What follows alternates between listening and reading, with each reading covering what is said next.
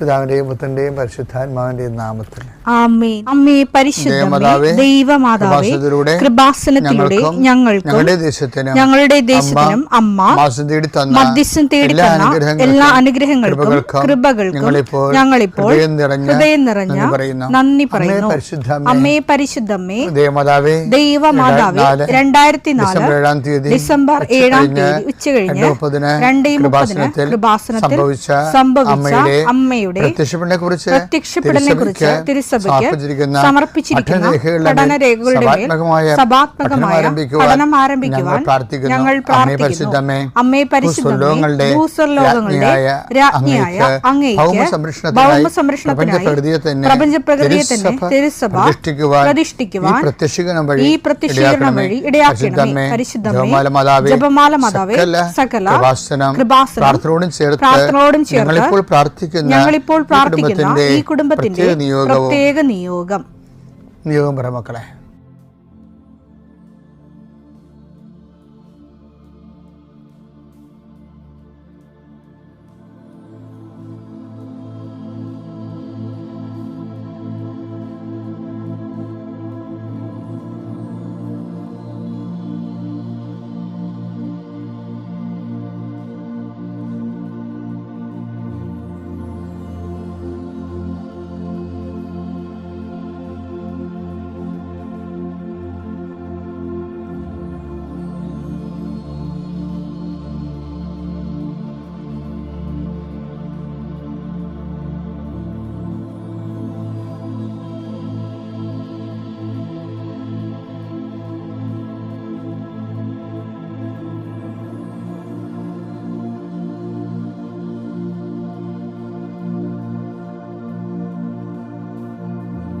അമ്മയുടെ പ്രത്യക്ഷീകരണത്തിന്റെ ഈ അനുഗ്രഹവേളയിൽ ഞങ്ങൾക്ക് സാധിച്ചു തരുവാൻ കനിയണമേ.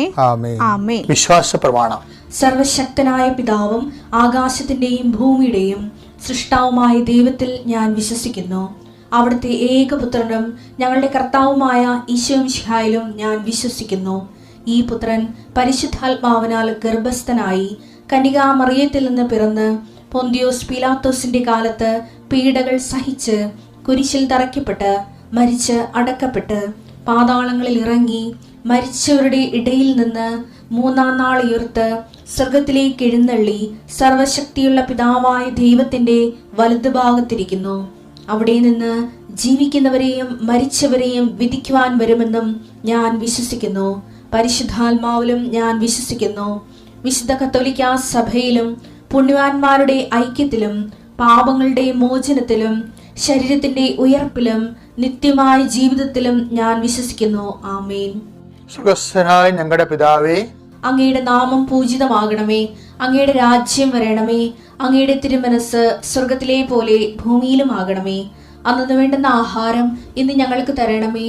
ഞങ്ങളോട് തെറ്റ് ചെയ്യുന്നവരോട് ഞങ്ങൾ ക്ഷമിക്കുന്നത് പോലെ ഞങ്ങളുടെ തെറ്റുകൾ ഞങ്ങളോടും ക്ഷമിക്കണമേ. ഞങ്ങളെ പ്രലോഭനത്തിൽ ഉൾപ്പെടുത്തരുതേ, തിന്മയിൽ ഞങ്ങൾ രക്ഷിക്കണമേ. ആമേൻ. നന്മ നിറഞ്ഞ മറിയമേ, സ്വസ്തി. കർത്താവ് അങ്ങയുടെ കൂടെ സ്ത്രീകളിൽ അങ്ങ് അനുഗ്രഹിക്കപ്പെട്ടവളാകുന്നു. അങ്ങയുടെ ഉദരത്തിൻ ഫലമായി ഈശോ അനുഗ്രഹിക്കപ്പെട്ടവനാകുന്നു. പരിശുദ്ധ മറിയമേ, തമ്പുരാന്റെ അമ്മേ, പാപികളായ ഞങ്ങൾക്ക് വേണ്ടി ഇപ്പോഴും ഞങ്ങളുടെ മരണസമയത്തും തമ്പുരാനോട് അപേക്ഷിക്കണമേ. ആമേൻ. കർത്താവേ, നിന്റെ ഉന്നതമായ നാമത്തിന് സ്തോത്രം ചെയ്യുന്നു.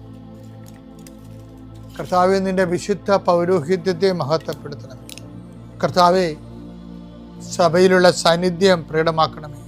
40 വർഷം അർപ്പിച്ച കുർബാനയുടെ യോഗ്യതയാൽ കൃപാസ്ഥാനത്താരെ ജീവനോടെ പ്രത്യക്ഷപ്പെട്ട പരിശുദ്ധ അമ്മയുടെ പ്രത്യക്ഷീകരണ സ്ഥിരീകരണത്തിനായി ഇന്ന് കൃപാസ്ഥാനത്താരെ നടക്കുന്ന 10,000-കണക്കിന് മനുഷ്യരുടെ പ്രാർത്ഥനയോട് കൂടെ ദൈവവേദനെ ഞാൻ നിന്നെ ഈശോനാമത്തിൽ ആസ്വദിക്കുന്നു. കർത്താവേ, ജോലിയില്ലാത്തവര്, വീടില്ലാത്തവര്, ജീവിതത്തിൽ കലഹങ്ങളും ഭിന്നതകൊണ്ട് പിരിഞ്ഞു താമസിക്കുന്ന ജീവിത പങ്കാളികളെ, കുഞ്ഞുങ്ങളുടെ തെറ്റായ അവസ്ഥകൾ കണ്ട് വിഷമിക്കുന്ന മാതാപിതാക്കന്മാരെ,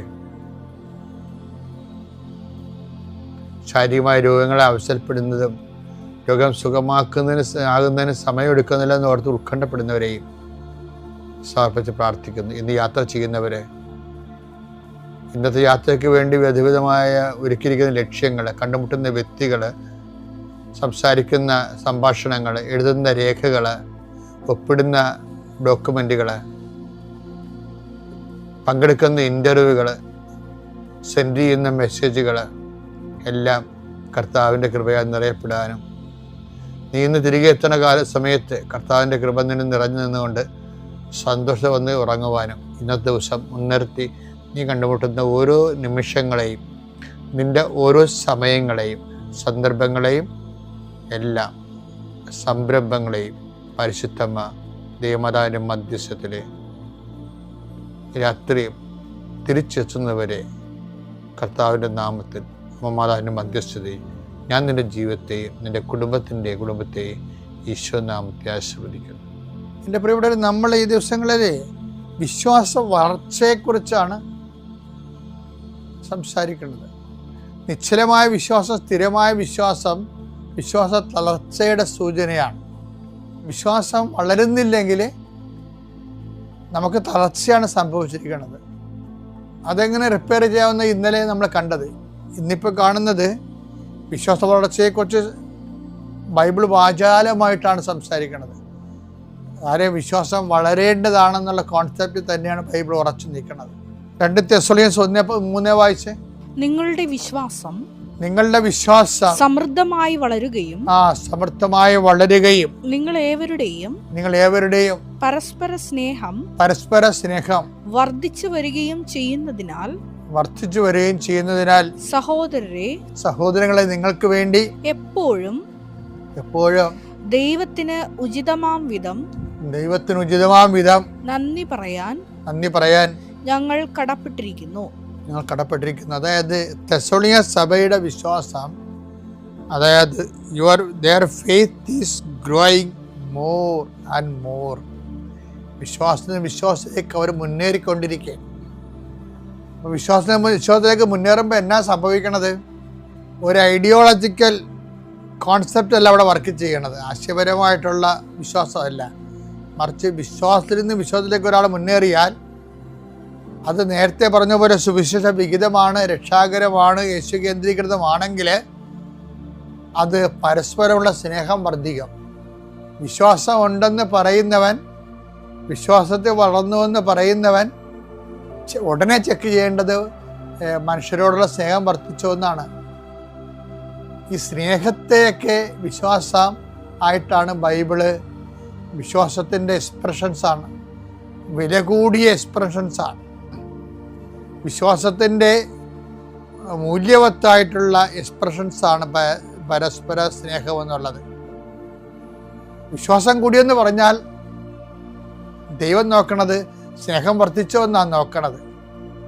മനുഷ്യന്മാരോടുള്ള സ്നേഹം, അവശരോടുള്ള സ്നേഹം, കരുണ അർഹിക്കുന്നതോടുള്ള സ്നേഹം, നമുക്കൊന്നും ലഭിക്കാതെ തന്നെ അങ്ങോട്ട് മറ്റുള്ളവരെ നിലനിർത്താനുള്ള സ്നേഹം, വളർത്താനുള്ള സ്നേഹം, ഇതൊക്കെ വളർന്നിട്ടുണ്ടെങ്കിലാണ് വിശ്വാസം വളർന്നുവെന്ന് ദൈവം കണക്കിലെടുക്കണം. അത് നമ്മൾ വളരെ ഗൗരവതരമായ ആശയപരമായിട്ടുള്ള, എനിക്ക് കഴിഞ്ഞ ആഴ്ചത്തേക്കാൾ വിശ്വാസം ഉണ്ട് ഇപ്പം തോന്നേണ്ടത്. ശരിക്കും പറഞ്ഞാൽ പരസ്നേഹത്തിൻ്റെ മേഖലകളിൽ അതനുസരിച്ചുള്ള അഭിവൃദ്ധി ഉണ്ടായിട്ടുണ്ടെന്ന് നോക്കണം. ശ്രദ്ധിക്കുമല്ലോ.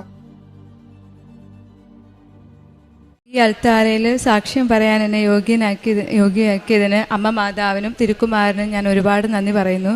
ഞാൻ അമ്മയോട് ചോദിച്ചു വാങ്ങിയ ഒരു അവസരമായിരുന്നു. എൻ്റെ നിയോഗങ്ങളെക്കാട്ടിലും എനിക്കിവിടെ വന്നൊരു സാക്ഷ്യം പറയാൻ ഒരു അനുഗ്രഹം തരണമെന്ന് ഞാനിവിടെ വരുമ്പോഴൊക്കെ മാതാവിനോട് പ്രാർത്ഥിക്കുമായിരുന്നു. എൻ്റെ പേര് സോഫി. ഞാൻ വരുന്നത് പുനലൂർ, കൊല്ലത്ത് നിന്നാണ്. ഞാൻ ഉടമ്പടി എടുത്തത് 2024 നവംബർ 20-നാണ്. ഞാൻ ഉടമ്പടി എടുക്കാനുണ്ടായ സാഹചര്യം, എൻ്റെ അമ്മ ഓൾറെഡി ഇവിടെ വന്ന് ഉടമ്പടി എടുത്ത വ്യക്തിയായിരുന്നു. അപ്പോൾ എൻ്റെ അടുത്ത് വന്നിട്ട് നീ ഉടമ്പടി എടുക്കണം, ഇവിടെ വരണമെന്നൊക്കെ എൻ്റെ അടുത്ത് പറയുമായിരുന്നു. അങ്ങനെ പറയുമ്പോൾ ഞാൻ തിരിച്ച് പ്രാർത്ഥനാ ജീവിതവും ജപമാലയൊക്കെ ചെല്ലുന്ന ആളാണെങ്കിലും ഞാൻ അമ്മയടുത്ത് പറയുമായിരുന്നു, മാതാവ് എല്ലായിടത്തും ഉണ്ടല്ലോ, എന്തിനാ ഇവിടെ തന്നെ വന്ന് ഉടമ്പടി എടുത്ത് നമ്മൾ ഒരുപാട് ഡിമാൻഡൊക്കെ വെച്ച് പ്രാർത്ഥിക്കുന്നത്, എവിടെ ഇരുന്ന് പ്രാർത്ഥിച്ചാലും മാതാവ് കേൾക്കുമല്ലോ എന്ന് പറയുമായിരുന്നു. അങ്ങനെ ഇരിക്കെ എനിക്കൊരു വയറുവേദന വരുമായിരുന്നു. ആ വയറുവേദന എന്ന് പറഞ്ഞു കഴിഞ്ഞാൽ എത്ര പെയിൻ കില്ലേഴ്സ് എടുത്താലും പെട്ടെന്നൊന്നും മാറാത്ത വയറുവേദനയായിരുന്നു. അങ്ങനെ സ്കാൻ ചെയ്തപ്പോൾ എനിക്ക് പിത്തസഞ്ചിയിൽ കല്ലുണ്ടെന്നും ഇപ്പോൾ ആൻറ്റിബയോട്ടിക് കഴിച്ച് കുറച്ച് നാൾ കഴിഞ്ഞ് സർജറി ചെയ്യണമെന്ന് പറഞ്ഞ് അങ്ങനെ ഇരിക്കുന്നൊരവസ്ഥയായിരുന്നു. ഞാൻ ഒരു നേഴ്സാണ്. അപ്പോൾ ഞാൻ ജർമ്മൻ പഠിച്ച് കഴിഞ്ഞ് എക്സാമിന് പ്രിപ്പയർ ചെയ്യുന്ന സമയമായിരുന്നു. അപ്പോൾ അങ്ങനെ ഇരിക്കെ ഞാൻ കോയമ്പത്തൂർ എക്സാമിന് പോയി. അവിടെ ചെന്ന് രാത്രി 2 മണിയായ സമയത്ത് എനിക്ക് ഭയങ്കരമായിട്ട് ഈ വയറുവേദന വന്നു. ഈ വയറുവേദന വന്നു കഴിഞ്ഞിട്ട് എനിക്ക് എന്ത് ചെയ്യണമെന്ന് അറിയത്തില്ല. രാത്രിയാണ്, അറിയാൻ പാടില്ലാത്തൊരു സ്ഥലം, എവിടെ പോകും, എന്ത് ചെയ്യുമെന്ന് അറിയത്തില്ല. അപ്പോൾ എൻ്റെ അമ്മ എൻ്റെ കൂടെ ഉണ്ടായിരുന്നു. അപ്പോൾ അമ്മ പെട്ടെന്ന് തന്നെ ഉടമ്പടി തൈലം എടുത്ത് എൻ്റെ വയറിൽ പൂശിക്കൊണ്ട് പ്രാർത്ഥിച്ചു. ആ സമയത്ത് എൻ്റെ മനസ്സിൽ നിന്ന് ആരോ എൻ്റെ അടുത്ത് പറയുകയാണ്, അതിന് മാതാവാണെന്നാണ് ഞാൻ വിശ്വസിക്കുന്നത്, നീ കൃപാസന മാതാവിനോട് പ്രാർത്ഥിക്കുകയെന്ന് പറയുന്നുണ്ടായിരുന്നു. ആ സമയത്ത് ഞാൻ പെട്ടെന്ന് മാതാവിനോട്, കൃപാസന മാതാവേ എൻ്റെ വയറുവേദന മാറ്റി തരണേന്ന് പ്രാർത്ഥിച്ചു. ആ പ്രാർത്ഥിച്ച സെക്കൻഡിൽ തന്നെ എത്ര വലിയ പെയിൻ കില്ലേഴ്സ് എടുത്താലും സമയമെടുത്ത് മാറുന്ന ആ വയറുവേദന അപ്പം തന്നെ മാറി.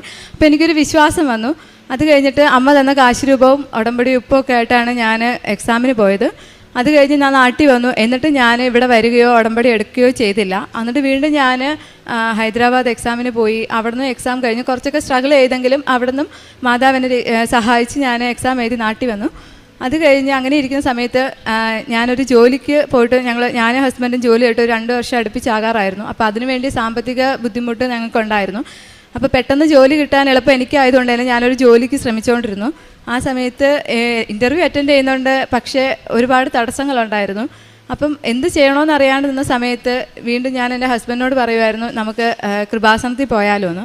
ആ സമയത്ത് എൻ്റെ ഹസ്ബൻഡ് തിരിച്ച് എൻ്റെ അടുത്ത് പറഞ്ഞു, ഞാനിത് നിന്നോട് പറയാനിരിക്കുമായിരുന്നു എന്ന്. അങ്ങനെയാണ് ഞങ്ങൾ ഇവിടെ വന്ന് ഉടമ്പടി എടുത്തത്. ഉടമ്പടി എടുത്ത് ആ സമയത്ത് ഞാനൊരു ഹോസ്പിറ്റലിൽ ഇൻ്റർവ്യൂ അറ്റൻഡ് ചെയ്തിട്ട് ഡിസംബർ 2-ാം തീയതി ജോയിൻ ചെയ്യാമെന്ന് പറഞ്ഞിട്ടാണ് വന്നത്. പക്ഷേ ഒരു 100% ഉറപ്പായിരുന്നു എനിക്ക് അവിടെ കയറാൻ പറ്റത്തില്ല എന്ന് ആ സമയത്ത്. പക്ഷേ ഡിസംബർ 2-ന് തന്നെ ആ ഹോസ്പിറ്റലിൽ ജോലി എന്ന അമ്മ മാതാവിനെ അനുഗ്രഹിച്ചു. അതാണ് എൻ്റെ ആദ്യത്തെ സാക്ഷ്യം. അത് കഴിഞ്ഞിട്ട് എൻ്റെ ആദ്യത്തെ ഉടമ്പടി എന്ന് പറഞ്ഞാൽ ഭയങ്കര ഫ്ലോപ്പായിരുന്നു. കൊണ്ടുപോയ പത്രങ്ങളെല്ലാം അതേപടി വീട്ടിലിരുന്നു. പ്രാർത്ഥനയില്ല, ധ്യാനം കൂടലില്ല, പ്രേക്ഷിത പ്രവർത്തനങ്ങളില്ല, കാരുണ്യ പ്രവർത്തികളില്ല, ഒന്നുമില്ലാണ്ട് മുന്നോട്ട് പൊയ്ക്കൊണ്ടിരിക്കുമായിരുന്നു. പക്ഷേ എന്നാലും ആ അവസ്ഥയിൽ മാതാവ് എന്നെ കരുതുന്നുണ്ടായിരുന്നു. അങ്ങനെ ഇരിക്കുക ഒരു ഏപ്രിൽ ഞാൻ ജർമ്മൻ ഓൾറെഡി ഡ്രോപ്പ് ചെയ്തായിരുന്നു, പിന്നീട് എക്സാം എഴുതാനുള്ള ബുദ്ധിമുട്ടൊക്കെ കാരണം. അങ്ങനെ ഇരിക്കുക എൻ്റെ ഇൻസ്റ്റിറ്റ്യൂഷനിൽ നിന്ന് വിളിച്ചിട്ട് എൻ്റെ അടുത്ത് പറഞ്ഞു, അവർ ഇൻ്റർവ്യൂസൊക്കെ അറേഞ്ച് ചെയ്യുന്നുണ്ട്, പെട്ടെന്ന് തന്നെ എഴുതി പാസ്സാകണം എന്നൊക്കെ പറഞ്ഞു. അങ്ങനെ ഇരിക്കെ ഇൻ്റർവ്യൂ വന്നു. ഞാൻ ഉടമ്പടി കാശുരൂപവും തൈലമൊക്കെ പൂശി പ്രാർത്ഥിച്ചുകൊണ്ട് ഇൻ്റർവ്യൂ അറ്റൻഡ് ചെയ്തു. ഇൻ്റർവ്യൂ എനിക്ക് കിട്ടുകയും ചെയ്തു. എൻ്റെ കോൺട്രാക്റ്റും വന്നു. അപ്പോൾ ഞാൻ എൻ്റെ മനസ്സിൽ പെട്ടെന്ന് ഇങ്ങനെ വരുമായിരുന്നു, നീ പ്രാർത്ഥിക്കുന്നില്ല, ഉടമ്പടി ജീവിതത്തിലില്ല, എന്നിട്ടും മാതാവ് നിന്നെ ഇത്രയൊക്കെ സ്നേഹിക്കുന്നില്ലേ, നീ വീണ്ടും പോയി ഉടമ്പടി പുതുക്കെന്ന് പറഞ്ഞു. അങ്ങനെ 5 മാസം കഴിഞ്ഞ് മെയ്യിൽ ഞാൻ വീണ്ടും വന്ന് ഉടമ്പടി പുതുക്കി കഴിഞ്ഞത് എൻ്റെ ഒരു തിരിച്ചു വരവെന്ന് വേണം പറയാൻ. ഈ ഉടമ്പടി പുതുക്കി കഴിഞ്ഞ് ഞാൻ തിരിച്ചു ചെന്നപ്പോൾ തൊട്ട് എൻ്റെ മനസ്സിൽ എൻ്റെ മാതാവ് ആദ്യം എന്നോട് തോന്നിപ്പിച്ചത്, ഞാൻ ഒരുപാട് നേർച്ചകളൊക്കെ നേർന്നിട്ട് നിറവേറ്റാൻ നടന്നൊരു വ്യക്തിയായിരുന്നു. അപ്പോൾ മാതാവ് എൻ്റെ അടുത്ത് പറഞ്ഞു, നീ ആ നേർച്ചകളൊക്കെ നിറവേറ്റാൻ പറഞ്ഞു. അങ്ങനെ ഞാൻ വർഷങ്ങളോളം പഴക്കമുള്ള നേർച്ചകളെല്ലാം നിറവേറ്റി. അത് കഴിഞ്ഞപ്പോൾ എൻ്റെ ഒരു 5-6 കെട്ട് പത്രം എൻ്റെ വീട്ടിൽ വെറുതെ ഇരിക്കുമായിരുന്നു. മാതാവ് എൻ്റെ അടുത്ത് പറഞ്ഞു, ഈ പത്രങ്ങളെല്ലാം എടുത്ത് നീ കൊണ്ട് കൊടുക്കാൻ പറഞ്ഞു. അങ്ങനെ ഞാൻ പല സ്ഥലത്തും ആശുപത്രികളിലും ബസ് സ്റ്റാൻഡുകളിലും ഓട്ടോ സ്റ്റാൻഡിലൊക്കെ ഞാൻ കൊണ്ട് പല ദിവസങ്ങളിൽ മാതാവ് എനിക്ക് കാണിച്ചു തരുമായിരുന്നു എവിടെയൊക്കെ കൊണ്ട് കൊടുക്കണമെന്ന്. അവിടെ എല്ലാം കൊണ്ട് കൊടുത്തു. അത് കഴിഞ്ഞിട്ട് മാതാവ് എൻ്റെ അടുത്ത് ഇങ്ങനെ പറയും, നീ ആ ബാഗ് എടുക്കുക, ഈ കവർ എടുക്കുക എന്നൊക്കെ പറയുമായിരുന്നു. പക്ഷെ ഞാൻ അത് എന്തിനാണെന്ന് അങ്ങനെ ചിന്തിക്കത്തില്ല, മാതാവ് പറഞ്ഞല്ലേ എന്നോർത്ത് അതെല്ലാം എടുക്കുമായിരുന്നു. അപ്പോൾ അതിൻ്റെ ഉള്ളിലെല്ലാം പഴയ പത്രങ്ങൾ ഞാനിങ്ങനെ സൂക്ഷിച്ച് വെച്ചിരിക്കുമായിരുന്നു. അങ്ങനെ ഒരു പത്രം ഇല്ലാതെ എല്ലാം ഞാൻ കൊടുത്തു തീർത്തു. അത് കഴിഞ്ഞപ്പോഴത്തേക്കും എനിക്ക് എന്താ പറയുക, പ്രാർത്ഥിക്കാൻ ആ ഒരു പ്രാർത്ഥനാ ജീവിതത്തിലോട്ട് ഞാൻ കടന്നു വന്നില്ല. പക്ഷേ അച്ഛൻ പറയുന്ന പോലെ ചൊല്ലുന്നതിലല്ലോ ചെയ്യുന്നതിലല്ലേ കാര്യമെന്ന് വിചാരിച്ചു. അപ്പം അങ്ങനെ ഞാൻ വിചാരിച്ചു. അങ്ങനെ ഇരിക്കുക അടുത്ത 3-ാമത്തേതെന്ന് വെച്ചാൽ ഞാൻ കുമ്പസാരിച്ചിട്ട് ഞാൻ വർഷങ്ങളായെന്ന് തോന്നുന്നു. അപ്പം മാതാവ് എൻ്റെ അടുത്ത് പറഞ്ഞു കുമ്പസാരിക്കാൻ. അങ്ങനെ ഞാനിങ്ങനെ എങ്ങനെ കുമ്പസാരിക്കും, കാരണം ഞാൻ ഡ്യൂട്ടി ടൈമൊക്കെ അനുസരിച്ച് എനിക്ക് കുമ്പസാരിക്കാനും കുർബാന ചൊല്ലാനൊക്കെ പറ്റാത്തൊരു സാഹചര്യമായിരുന്നു. അങ്ങനെ ഇരിക്കുക പട്ടം കത്തീഡ്രലിൽ ഞാൻ സ്ഥിരമായിട്ട് പോകുന്നതായിരുന്നു. അപ്പം ഞാൻ അവിടെ ഇരുന്ന് ഇങ്ങനെ പ്രാർത്ഥിച്ചുകൊണ്ടിരുന്ന സമയത്ത് മാതാവ് എൻ്റെ അടുത്ത് ഇങ്ങനെ പറയുമായിരുന്നു, ഇവിടെ നീ സിസ്റ്ററിനോട് ചോദിക്കുക ഇവിടെ എപ്പോഴാണ് കുമ്പസാരം കുർബാന എന്നൊക്കെ. അങ്ങനെ ഞാൻ അവിടെ കണ്ട ഒരു സിസ്റ്ററിനോട് ചോദിച്ചപ്പോൾ പറഞ്ഞു, ഇവിടെ എല്ലാ ദിവസവും 3:30 കുമ്പസാരവും 4 മണിക്ക് കുർബാന ഉണ്ടെന്ന് പറഞ്ഞു. അതെനിക്കൊരു ആശ്വാസമായിരുന്നു. കാരണം ഞാൻ ഉടമ്പടി ജീവിതത്തിലോട്ട് എന്നെ തന്നെ നവീകരിക്കാൻ ആഗ്രഹിച്ചപ്പോഴത്തേക്കും മാതാവ് എനിക്ക് വേണ്ടിയിട്ട് ഓരോരോ വാതിലുകൾ തുറന്നു തന്നു. അങ്ങനെ അതുകൂടാതെ തന്നെ രാത്രി 3 മണിക്കും രാവിലെ ഉച്ചയ്ക്ക് 3 മണിക്കും കരുണക്കൊന്ത് ചൊല്ലാൻ എഴുന്നേറ്റിരുന്ന് പ്രാർത്ഥിക്കാനുള്ള കൃപയും മാതാവ് എനിക്ക് തന്നു. അങ്ങനെ ഞാൻ എൻ്റെ പാപങ്ങളെല്ലാം 2 ആഴ്ച കൂടുമ്പോൾ അവിടെ പറഞ്ഞ് കുമ്പസരിച്ച് ഒരുങ്ങി കുർബാനയിൽ സജീവമായി തുടങ്ങി. ചിലപ്പോൾ എനിക്ക് പ്രത്യക്ഷ പാപങ്ങളൊന്നും കാണത്തില്ലായിരിക്കും. ആ സമയത്ത് മാതാവ് എനിക്ക് ചിലപ്പോൾ എൻ്റെ മുൻപാപങ്ങളായിരിക്കും, നീ ഇന്നത് പറഞ്ഞ് പ്രാർത്ഥിക്കുക, ഇന്നത് പറഞ്ഞ് കുമ്പസാരിക്കുമെന്ന് പറഞ്ഞ് എൻ്റെ അടുത്ത് പറയുമായിരുന്നു. അത് കഴിഞ്ഞ് പിന്നെ പതുക്കെ ഉടമ്പടി പ്രാർത്ഥനയിലും പ്രത്യക്ഷീകരണ പ്രാർത്ഥനയൊക്കെ ചൊല്ലുന്നതിൽ ഇതായിട്ട് വന്നു. അങ്ങനെ ഇരിക്കെ ഓഗസ്റ്റിൽ എനിക്ക് എൻ്റെ ഇത് പുതുക്കേണ്ട സമയമായിരുന്നു. പക്ഷേ എനിക്ക് അറിയത്തില്ലായിരുന്നു ഇങ്ങനെ 3 മാസം കഴിയുമ്പോൾ തന്നെ വന്ന് പുതുക്കണമെന്ന്. ഞാൻ പുതുക്കിയില്ല. അങ്ങനെ ഇരിക്കെ എൻ്റെ ഓഗസ്റ്റ് ലാസ്റ്റൊക്കെ ആയപ്പോഴത്തേക്കും എൻ്റെ കാശ് രൂപ നഷ്ടപ്പെട്ടു. അപ്പോൾ എനിക്ക് എന്ത് ചെയ്യണമെന്ന് അറിയത്തില്ല. സത്യം എൻ്റെ കോൺഫിഡൻസ് എല്ലാം പോയി. എൻ്റെ ഒരു ശക്തി എന്നിൽ നിന്ന് പോയതുപോലെ, മാതാവ് എന്നെ വിട്ടു പോയതുപോലെ എനിക്ക് തോന്നി. അങ്ങനെ ഇരിക്കെ അത് കഴിഞ്ഞ് ഞാൻ എന്താ പറയുന്നത്, പങ്കെടുത്ത കുർബാനകളിലൊക്കെ എന്നോട് പുതിയ ഉടമ്പടി, അതിനെക്കുറിച്ചുള്ള വചനങ്ങളൊക്കെ ഞാൻ കൂടുതൽ കേൾക്കാൻ തുടങ്ങി. അപ്പോൾ എനിക്ക് മനസ്സിലായി മാതാവ് ഞാനൊരു പുതിയ ഉടമ്പടി എടുക്കാൻ ഞാൻ ആഗ്രഹിക്കുന്നത്, അതിന് വേണ്ടിയിട്ടായിരുന്നു എന്നെ ഒരുക്കിക്കൊണ്ടിരുന്നതെന്ന്. അങ്ങനെ ഞാൻ സെപ്റ്റംബറിൽ വന്നിട്ട് ഇവിടെ വന്ന് പുതിയ ഉടമ്പടി എടുത്തു. ഈ ഉടമ്പടി എടുത്തു കഴിഞ്ഞതിന് ശേഷം അതെനിക്കൊരു പുതിയൊരു ജീവിതമായിരുന്നു. അത് കഴിഞ്ഞ് അങ്ങനെ പോകുന്ന സമയത്ത് ഞാൻ ഡ്രോപ്പ് ചെയ്ത ജർമ്മൻ്റെ തന്നെ അടുത്ത എക്സാം 2 മൊഡ്യൂളുകൾ എനിക്ക് കിട്ടാനുണ്ടായിരുന്നു. അപ്പോൾ അതിന് ഞാൻ ഡേറ്റ് എടുത്തു. ഞാൻ മാതാവിൻ്റെ ഉടമ്പടി കാശ് രൂപ ഉപ്പൊക്കെ ആയിട്ട് പോയി പരീക്ഷ എഴുതി. ഒരെണ്ണം ഞാൻ പാസ്സായി. പക്ഷേ റൈറ്റിംഗ് ഞാൻ പാസ്സായില്ല. അപ്പോൾ ആദ്യത്തെ റൈറ്റിംഗ് പാസ്സാവാതിരുന്നപ്പോഴത്തേക്കും മാതാവ് എനിക്കൊരു വചനം തന്നാൽ, ഞാനിങ്ങനെ പ്രാർത്ഥിച്ചപ്പം ഹബക്കുക്ക് പ്രവാചകൻ്റെ പുസ്തകം 1-ാം അധ്യായം 5-ാം വാക്യം, ജനതകളുടെ ഇടയിലേക്ക് നോക്കി വിസ്മയാഭരിതരാകുവിൻ, പറഞ്ഞാൽ വിശ്വസിക്കാനാകാത്തൊരു പ്രവൃത്തി വരുന്ന ആളുകൾ ഞാൻ ചെയ്യാൻ പോകുന്നു. ഞാൻ ആ വചനത്തിൽ വിശ്വസിച്ച് എന്നും പ്രാർത്ഥിക്കുമായിരുന്നു. എന്തെങ്കിലും ഒരിക്കലും മാതാവ് എൻ്റെ ജീവിതത്തിൽ ഇടപെടുമെന്ന് ഞാൻ പ്രാർത്ഥിച്ചു. അങ്ങനെ ഇരിക്കെ ഒക്ടോബർ അങ്ങനെ ഇരിക്കുകയാണ് എനിക്ക് എൻ്റെ ഒരു ജൂലൈയിൽ വന്നിട്ട് എനിക്ക് എൻ്റെ വിസയ്ക്കുള്ള ഡോക്യുമെൻറ്റ്സ് വന്നു. അതൊരു 7-ാം തീയതിയാണ് വന്നത്. ആ എൻ്റെ ലൈഫിൽ കൂടുതലും എല്ലാ കാര്യങ്ങളും നടക്കുന്ന ഒരു വ്യാഴാഴ്ച, ചൊവ്വാഴ്ച അല്ലെങ്കിൽ 7-ആയിട്ട് കണക്ട് ചെയ്തിട്ടുള്ള ഡേറ്റുകളിലായിരുന്നു. അപ്പം ഞാൻ ഓർത്തു, പക്ഷെ ഞാൻ ഒന്നും പാസ്സായിട്ടില്ല. അങ്ങനെ ഇരിക്കും ഞാൻ വീണ്ടും ഒക്ടോബറിൽ എനിക്ക് വീണ്ടും ഒരു എക്സാം ഡേറ്റ് കിട്ടി. അപ്പം ഞാൻ ഓർത്തു മാതാവ് വീണ്ടും ഞാൻ എന്നെ പെട്ടെന്ന് എത്തിക്കാനായിരിക്കും ആഗ്രഹിക്കുന്നത് ഓർത്തിട്ട് ഞാൻ പോയി പരീക്ഷ എഴുതി. ആ പരീക്ഷയുടെ റിസൾട്ട് വരുന്നതിൻ്റെ അന്ന് ഒരു 5:30 ഞാൻ പ്രത്യക്ഷീകരണ പ്രാർത്ഥനയ്ക്ക് എഴുന്നേറ്റപ്പോൾ 2 മിനിറ്റ് ഞാനൊന്ന് മയങ്ങിപ്പോയി. ആ സമയത്ത് സ്വപ്നത്തിൽ എൻ്റെ റിസൾട്ട് വരുന്നതായിട്ട് കാണുകയും 11 സമയം കാണിക്കുകയും 2 എന്നൊരു സംഖ്യ കാണിക്കുകയും ചെയ്തു. അപ്പോൾ ഞാൻ വിചാരിച്ചു 62 ആയിരിക്കും, ഞാൻ പാസ്സാവും. അപ്പോൾ എനിക്ക് കോൺട്രാക്റ്റിലെ ഡേറ്റ് എന്ന് പറഞ്ഞാൽ ഒക്ടോബർ 30 ഞാൻ അവിടെ എത്തണമെന്നായിരുന്നു. അപ്പോൾ ഒക്ടോബർ 30 എനിക്ക് എത്താൻ പറ്റുമെന്നുള്ള വിശ്വസിച്ചു. കറക്റ്റ് ഞാൻ നൈറ്റ് ഡ്യൂട്ടി കഴിഞ്ഞ് റൂമിൽ വന്ന സമയത്ത് എനിക്കിങ്ങനെ മാതാവ് പ്രാർത്ഥിക്കാനുള്ളൊരു പ്രേരണ തരുക. അപ്പോൾ ഈ സാക്ഷ്യങ്ങളിലൂടെ എനിക്ക് ഇങ്ങനെ സാക്ഷ്യങ്ങൾ ഞാൻ കേട്ടിട്ടുണ്ട്, ഇങ്ങനെ പ്രേരണ തരുമ്പോൾ നമ്മൾ നീലത്തിരിയും പച്ചത്തിരിയും കത്തിച്ച് പ്രാർത്ഥിക്കും. അങ്ങനെ അതുപോലെ ഞാൻ പ്രാർത്ഥിച്ചുകൊണ്ടിരുന്ന സമയത്ത് എനിക്കിതുപോലെ മെസ്സേജ് ഇമെയിൽ വന്നു. അപ്പോൾ എനിക്ക് മനസ്സിലായി എൻ്റെ റിസൾട്ടാണ്. കറക്റ്റ് 11-12 ആയപ്പോഴത്തേക്കും എൻ്റെ കൂടെ എക്സാം ചെയ്ത ഒരാൾ എനിക്ക് മെസ്സേജ് അയച്ചിട്ടുണ്ട്, എനിക്ക് ഇതുപോലെ റിസൾട്ട് വന്നു എന്ന് പറഞ്ഞ് മെസ്സേജ് അയച്ചു. പ്രാർത്ഥന കഴിഞ്ഞ് ഞാൻ ബൈബിൾ പറഞ്ഞപ്പോൾ എനിക്ക് കിട്ടിയ വചനം എന്ന് പറഞ്ഞത് കർത്താവ് വീണ്ടെടുക്കപ്പെട്ടവരെ ഗാനാലാപനത്തിലൂടെ നയിക്കുമെന്നായിരുന്നു. ഞാൻ വളരെ സന്തോഷിച്ച് ഞാൻ റിസൾട്ട് നോക്കി. പക്ഷേ ഞാൻ പാസ്സായില്ല. എനിക്ക് 42 മാർക്കായിരുന്നു. അപ്പോൾ അപ്പോഴെല്ലാം മാതാവ് എൻ്റെ മനസ്സിൽ വന്നത്, ദൈവം ഇപ്പോൾ ആഗ്രഹിക്കുന്നില്ല നീ പാസ്സാകാൻ വേണ്ടിയിട്ട്. എന്നിട്ട് എൻ്റെ മനസ്സിൽ വന്നത്, ഇനി നീ എക്സാം എഴുതണ്ട, 3 മൊഡ്യൂൾ വെച്ചിട്ട് പോകാൻ പറ്റുന്നതിനെക്കുറിച്ച് നോക്ക്. അങ്ങനെ എൻ്റെ അടുത്ത് പറഞ്ഞു. പക്ഷെ ഞാനിങ്ങനെ പ്രാർത്ഥിച്ചുകൊണ്ടിരുന്നു. അങ്ങനെ ഇരിക്കെ ഒരു ദിവസം മാതാവ് എൻ്റെ അടുത്ത് പറഞ്ഞു, എൻ്റെ ഏജൻസി ജർമ്മനിലാണ്, അവർക്കൊരു മെസ്സേജ് അയക്കുക, നീ ഇവിടെ എഴുതിയിട്ട് കിട്ടുന്നില്ല, ഭയങ്കര പാടാണ്, 3 മൊഡ്യൂൾ വെച്ച് വിസയ്ക്ക് പറ്റുമോ എന്ന് ചോദിക്കാൻ പറഞ്ഞു. ഓൾറെഡി ഞങ്ങളുടെ കൂട്ടത്തിലുള്ള പലരും ഇതേക്കുറിച്ച് ചോദിച്ചതാണ്. അപ്പോൾ അവരെല്ലാം പറഞ്ഞത് B2 ഇല്ലാണ്ട് പറ്റത്തില്ല, അല്ലെങ്കിൽ നിങ്ങൾ B1 ഒന്നുകൂടെ എഴുതണമെന്ന് പറഞ്ഞു. പക്ഷെ ഞാൻ അന്ന് ചോദിച്ചപ്പോഴത്തേക്കും അവരെൻ്റെ അടുത്ത് പറഞ്ഞു, ഞാൻ നിങ്ങളുടെ ഹോസ്പിറ്റലിൽ ഒന്ന് ചോദിച്ചു നോക്കട്ടെ എന്ന് പറഞ്ഞു. അപ്പോൾ അതെനിക്കൊരു പ്രതീക്ഷയായി. അങ്ങനെ അത് മുന്നോട്ട് പോയി. പിന്നീട് അതിനെക്കുറിച്ചൊരു അനക്കവും ഇല്ല. അങ്ങനെ ഇരിക്കാൻ ഞാൻ വർക്ക് ചെയ്ത ഹോസ്പിറ്റലിൽ ഡിസംബർ 2 ആകുമ്പോൾ എനിക്ക് റിന്യൂവൽ ആവും. അപ്പം പെട്ടെന്ന് എൻ്റെ മനസ്സിൽ വരുവാണ്, റിന്യൂ ചെയ്യണ്ട, ഒരു പ്രീ പ്ലാൻ ഒന്നുമില്ല. കാരണം ആകെയുള്ള വരുമാനം അതാണ്. അത് പോയി കഴിഞ്ഞ് കഴിഞ്ഞാൽ കടങ്ങളൊക്കെ ഒരുപാടുണ്ട്. അപ്പോൾ എൻ്റെ ഹസ്ബൻഡിനോട് പറഞ്ഞപ്പോഴും ഞാൻ പറഞ്ഞു, അടുത്ത എവിടെയെങ്കിലും ഒരു ജോലി കിട്ടുവാണെങ്കിൽ ഞാൻ അവിടുന്ന് റിസൈൻ ചെയ്യാമെന്ന് പറഞ്ഞു. അങ്ങനെ ഇരിക്കെ തന്നെ പെട്ടെന്ന് ഞങ്ങളുടെ വീടിൻ്റെ അടുത്തുള്ളൊരു ഹോസ്പിറ്റൽ എനിക്ക് കിട്ടി. അപ്പം ഞാൻ ഓർത്തു, ഇവിടെ നിന്ന് ഇറങ്ങിയാലും അവിടെ ഉണ്ടല്ലോ, പ്രോസസ്സ് താമസിച്ചാലും കുഴപ്പമില്ലാന്ന് വിചാരിച്ചു. എന്നിട്ട് 2 കൽപ്പിച്ച് ഞാൻ അവിടെ നിന്ന് റിസൈൻ ചെയ്ത് കഴിഞ്ഞിട്ട് അപ്പോൾ ഞാനൊരു പെർമിഷൻ ലെറ്ററിൻ്റെ കാര്യം അവർ ചോദിച്ചിട്ടുള്ളത് ഞാൻ എൻ്റെ ഹസ്ബൻഡിനോട് പറഞ്ഞു. ഹസ്ബൻഡ് പറഞ്ഞു, അതിന് 3 മാസമൊക്കെ എടുക്കുമായിരിക്കും, നീ എന്തായാലും വന്നിട്ട് ഇവിടെ കയറാൻ പറഞ്ഞു. അങ്ങനെ ഞാൻ അവിടെ നിന്ന് ഇറങ്ങി. അപ്പോൾ ഞാനവിടെ ഒരു 10-ാം തീയതി എന്ന് പറഞ്ഞ ഡേറ്റാണ് പറഞ്ഞത്. 7-ാം തീയതി ഡിസംബർ 7-ന് മാതാവിൻ്റെ പ്രത്യക്ഷീകരണത്തിൻ്റെ ദിവസവും 8-ാം തീയതി എൻ്റെ ബർത്ത്ഡേ ആണ്. അപ്പോൾ എനിക്ക് ഉറപ്പായിരുന്നു 8-ാം തീയതി മാതാവ് എന്തെങ്കിലും ഒരു ഗിഫ്റ്റ് എനിക്ക് തരുമെന്ന്. 7-ാം തീയതി എനിക്കിവിടെ വരാൻ പറ്റിയില്ല. പക്ഷേ ഓൺലൈനിൽ കൂടി ഞാനിങ്ങനെ കണ്ടുകൊണ്ടിരിക്കുമായിരുന്നു. അങ്ങനെ ഇരിക്കെ 7-ാം തീയതി ഞാൻ രാവിലെ കുർബാനയ്ക്ക് പോയിട്ടും ഉച്ചയായപ്പോൾ എൻ്റെ മനസ്സിലിങ്ങനെ പറയുവാണ്, നാളെ നിൻ്റെ ബർത്ത്ഡേ അല്ലേ, കുമ്പസാരിച്ച് ഒരുങ്ങിയിട്ട് നാളെ കൃപാസനത്തിലോട്ട് പോകാൻ പറഞ്ഞു.